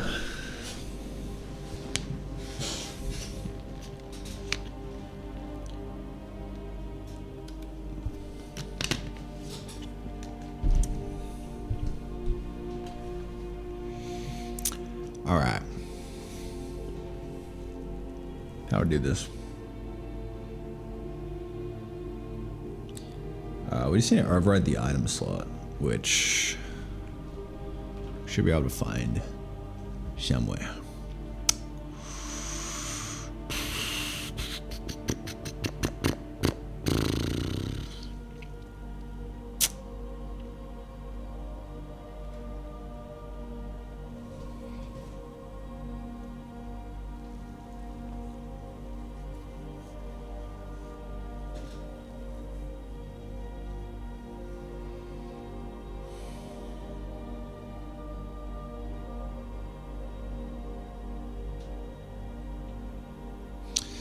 I'm just thinking, 81 stone's a lot. What is the...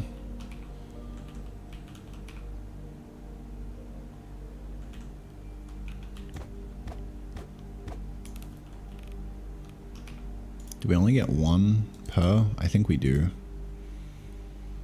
So that's 4 times 81 stone. Pretty wild. But, you know, I guess it is an endgame item. 324 stone. You're gonna need to make a fat stone farm, dude. At least it gives you something to do. Stone will now have an extreme, terrible purpose.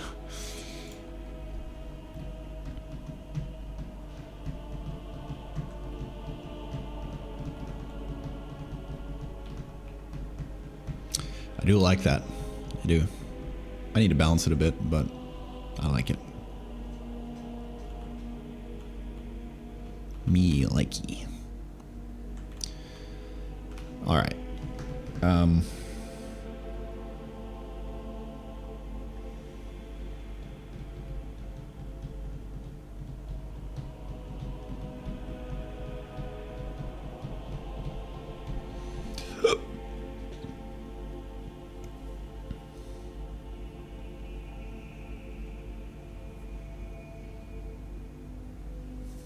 Let's find the workbench.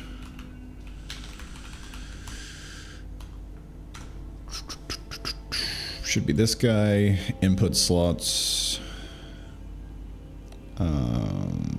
Storage.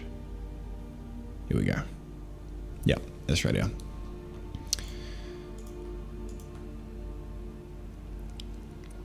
So the stack size of this guy, there kind of needs to be no limit to the stack size. I'm realizing, or at least you need like 3 times the recipe's stack size.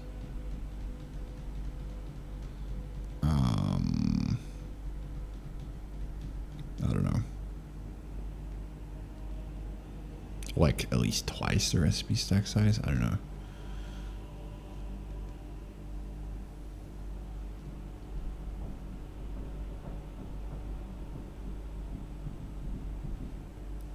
You know what we could do? Could probably just say if ingredient amount is greater than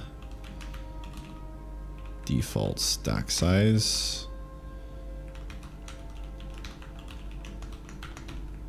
then stack size equal ingredient amount times 2. Sure, why not? That would work.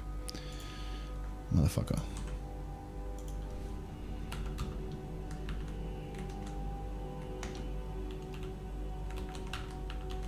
There you go. Yeah, the build times definitely feel faster. That extra 500 ms is really doing numbers for me, dude.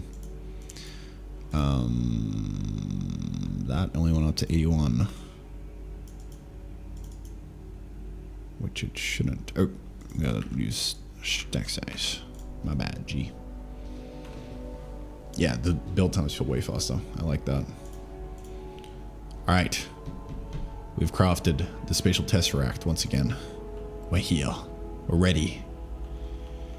Oh, I'm so ready, bro. I wanna get the barrel again. Need some wood.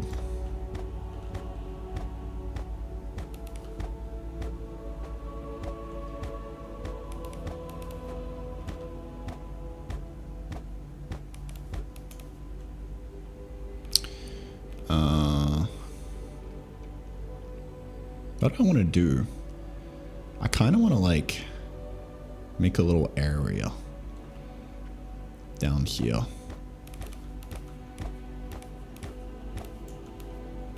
To fuck around with this.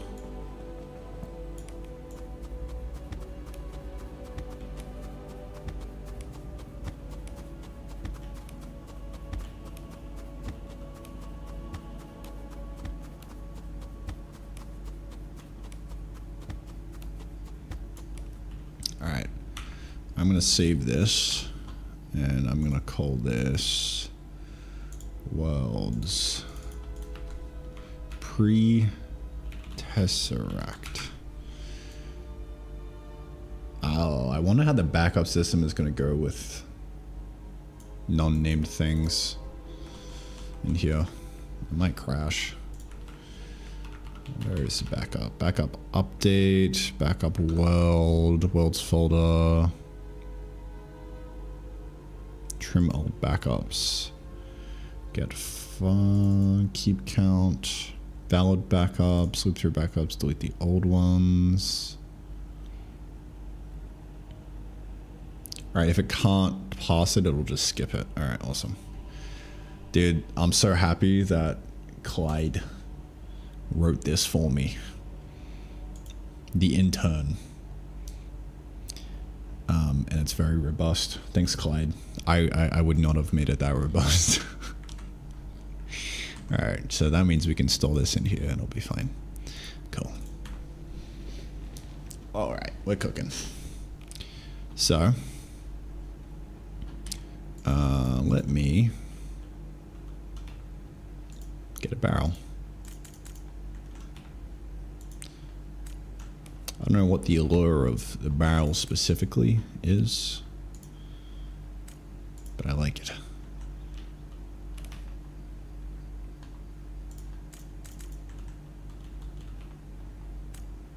Give me that iron. Yum, yum, yum, yum. Oh, the shift click, dude. Oh, it's so good. I'm very happy with that.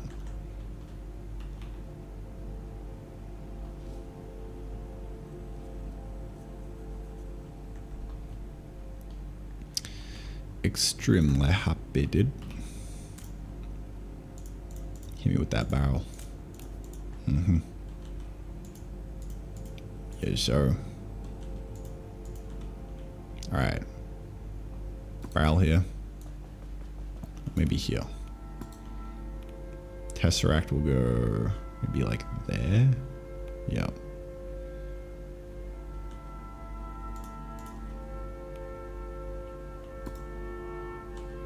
We need an extractor.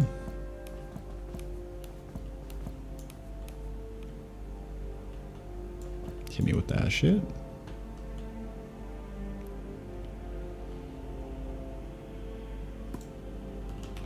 Cool. Alright. I'm gonna call this the pre-Tesseract world, actually. Just a little update.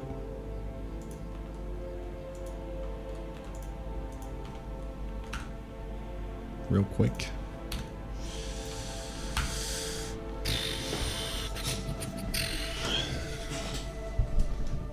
All right.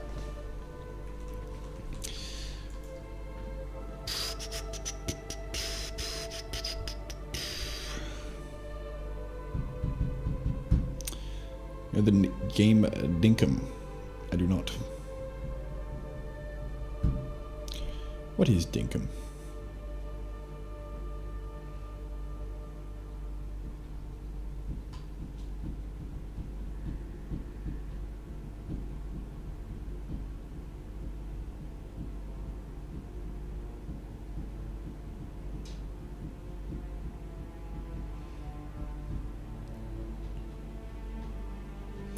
I think one of the things that made Satisfactory addicting is while your factory was cooking, you had to go find spots for resources that were far away.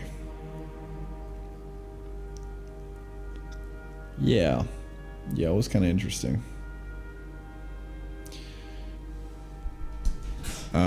Like, I remember making, like, a coal plant. I had to go on an adventure to a coal place, dude, and then I built up, like, a hypertube network to get over there. It was so sick. Me do likey. Definitely adds a lot. I think Satisfactory does it better than Factorio, because you can't run out of the deposits in Satisfactory, I don't think. Unless I just didn't hit that far enough, but someone can fact check me on that. But it felt like you had to go get more resources simply because you needed more throughput on like all your machines and stuff, right? Like you just needed more.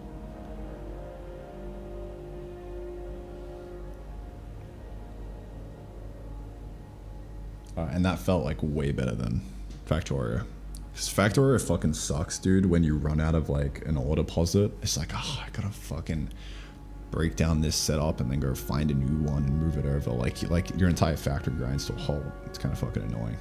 It's realistic, sure, but it's annoying. I way prefer Satisfactory's way of handling it. Is that it's like, there's just like a couple nodes, you put them down, you're like, all right, you have like a decent amount of stuff to work with here. And if you want to expand the factory to get more like more iron, because you need more, then you go do that. You gotta find a node, dude. I prefer that. I do like that.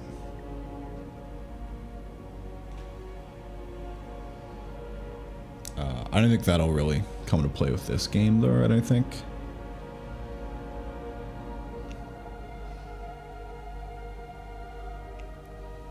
Just because it's not really open world, so.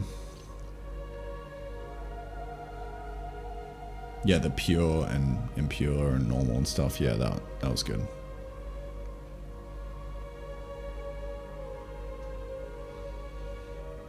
Me likey. All right. Where was I?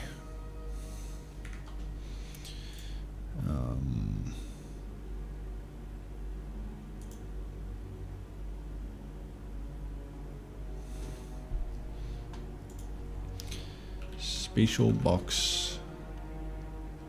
Conveyor into spatial box. Push that up.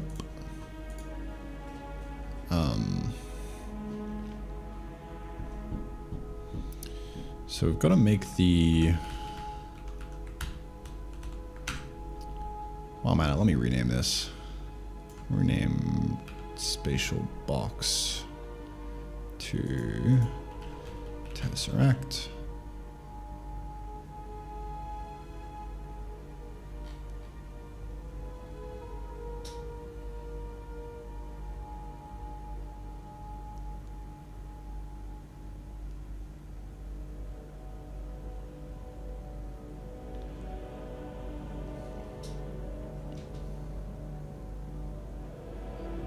Fuck it. I'm not gonna do it. It's gonna be too annoying.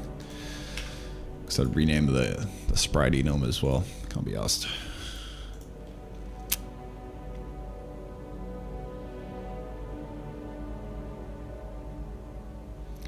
Alright.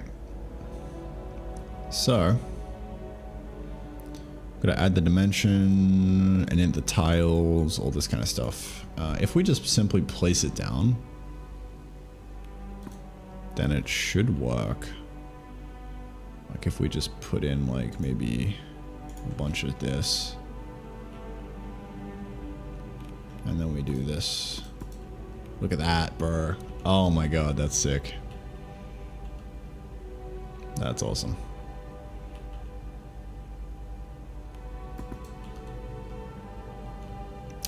Oh yeah.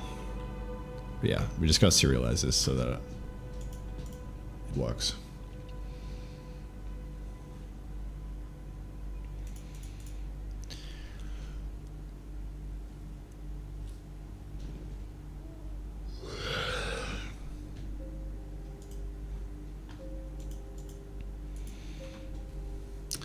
So right now when we save the game, the dimension data has nowhere to go.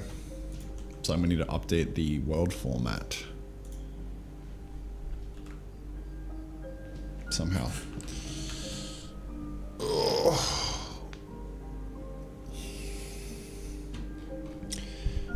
I did already kind of could do a little bit of this.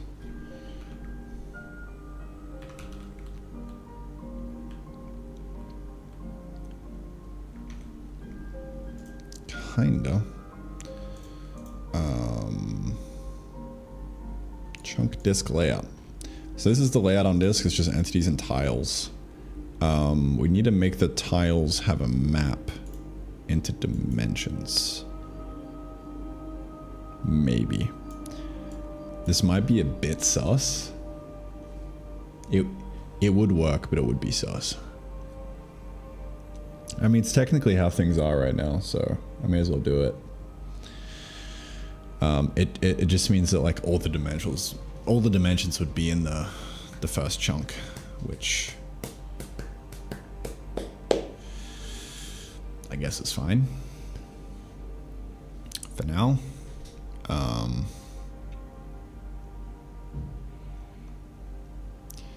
Yeah, it's gonna scale fucking horribly.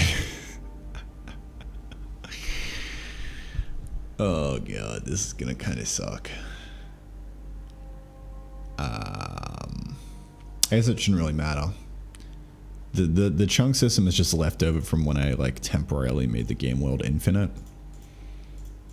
So in reality, I should probably get rid of the multi-threaded like chunk stuff. Just force it to load. I mean, probably not. It is kind of helpful right now.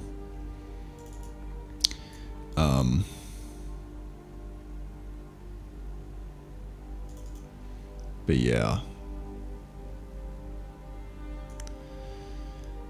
It's gonna be a whole lot of bullshit.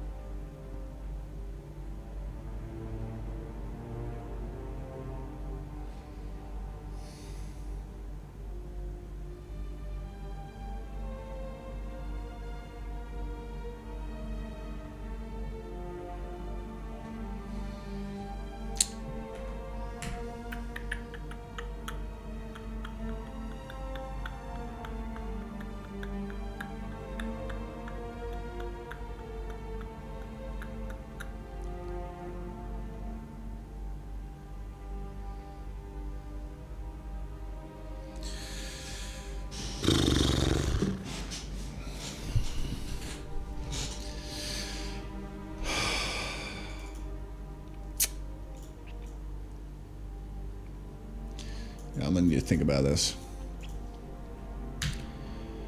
All right, quick update.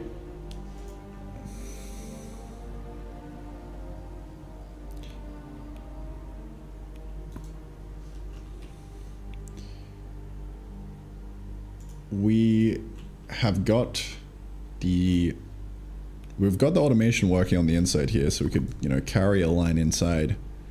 But what I need to do now is I don't actually have a way of serializing this subdimension yet, so in the save game it's not actually in here. I gotta think about how I'm gonna handle that.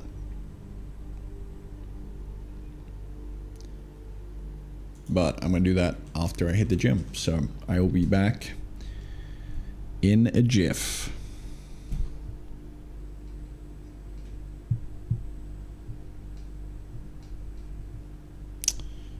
Back in one singular jiff.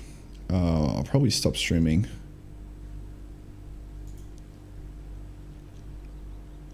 Don't know if I'll resume streaming when I get back.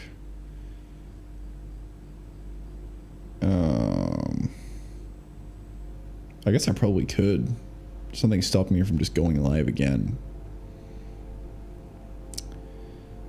Or I could keep the stream going whilst I go to the gym, but that's kind of cringe. So I'll just stop streaming, but I'll be back in like an hour or two, I think.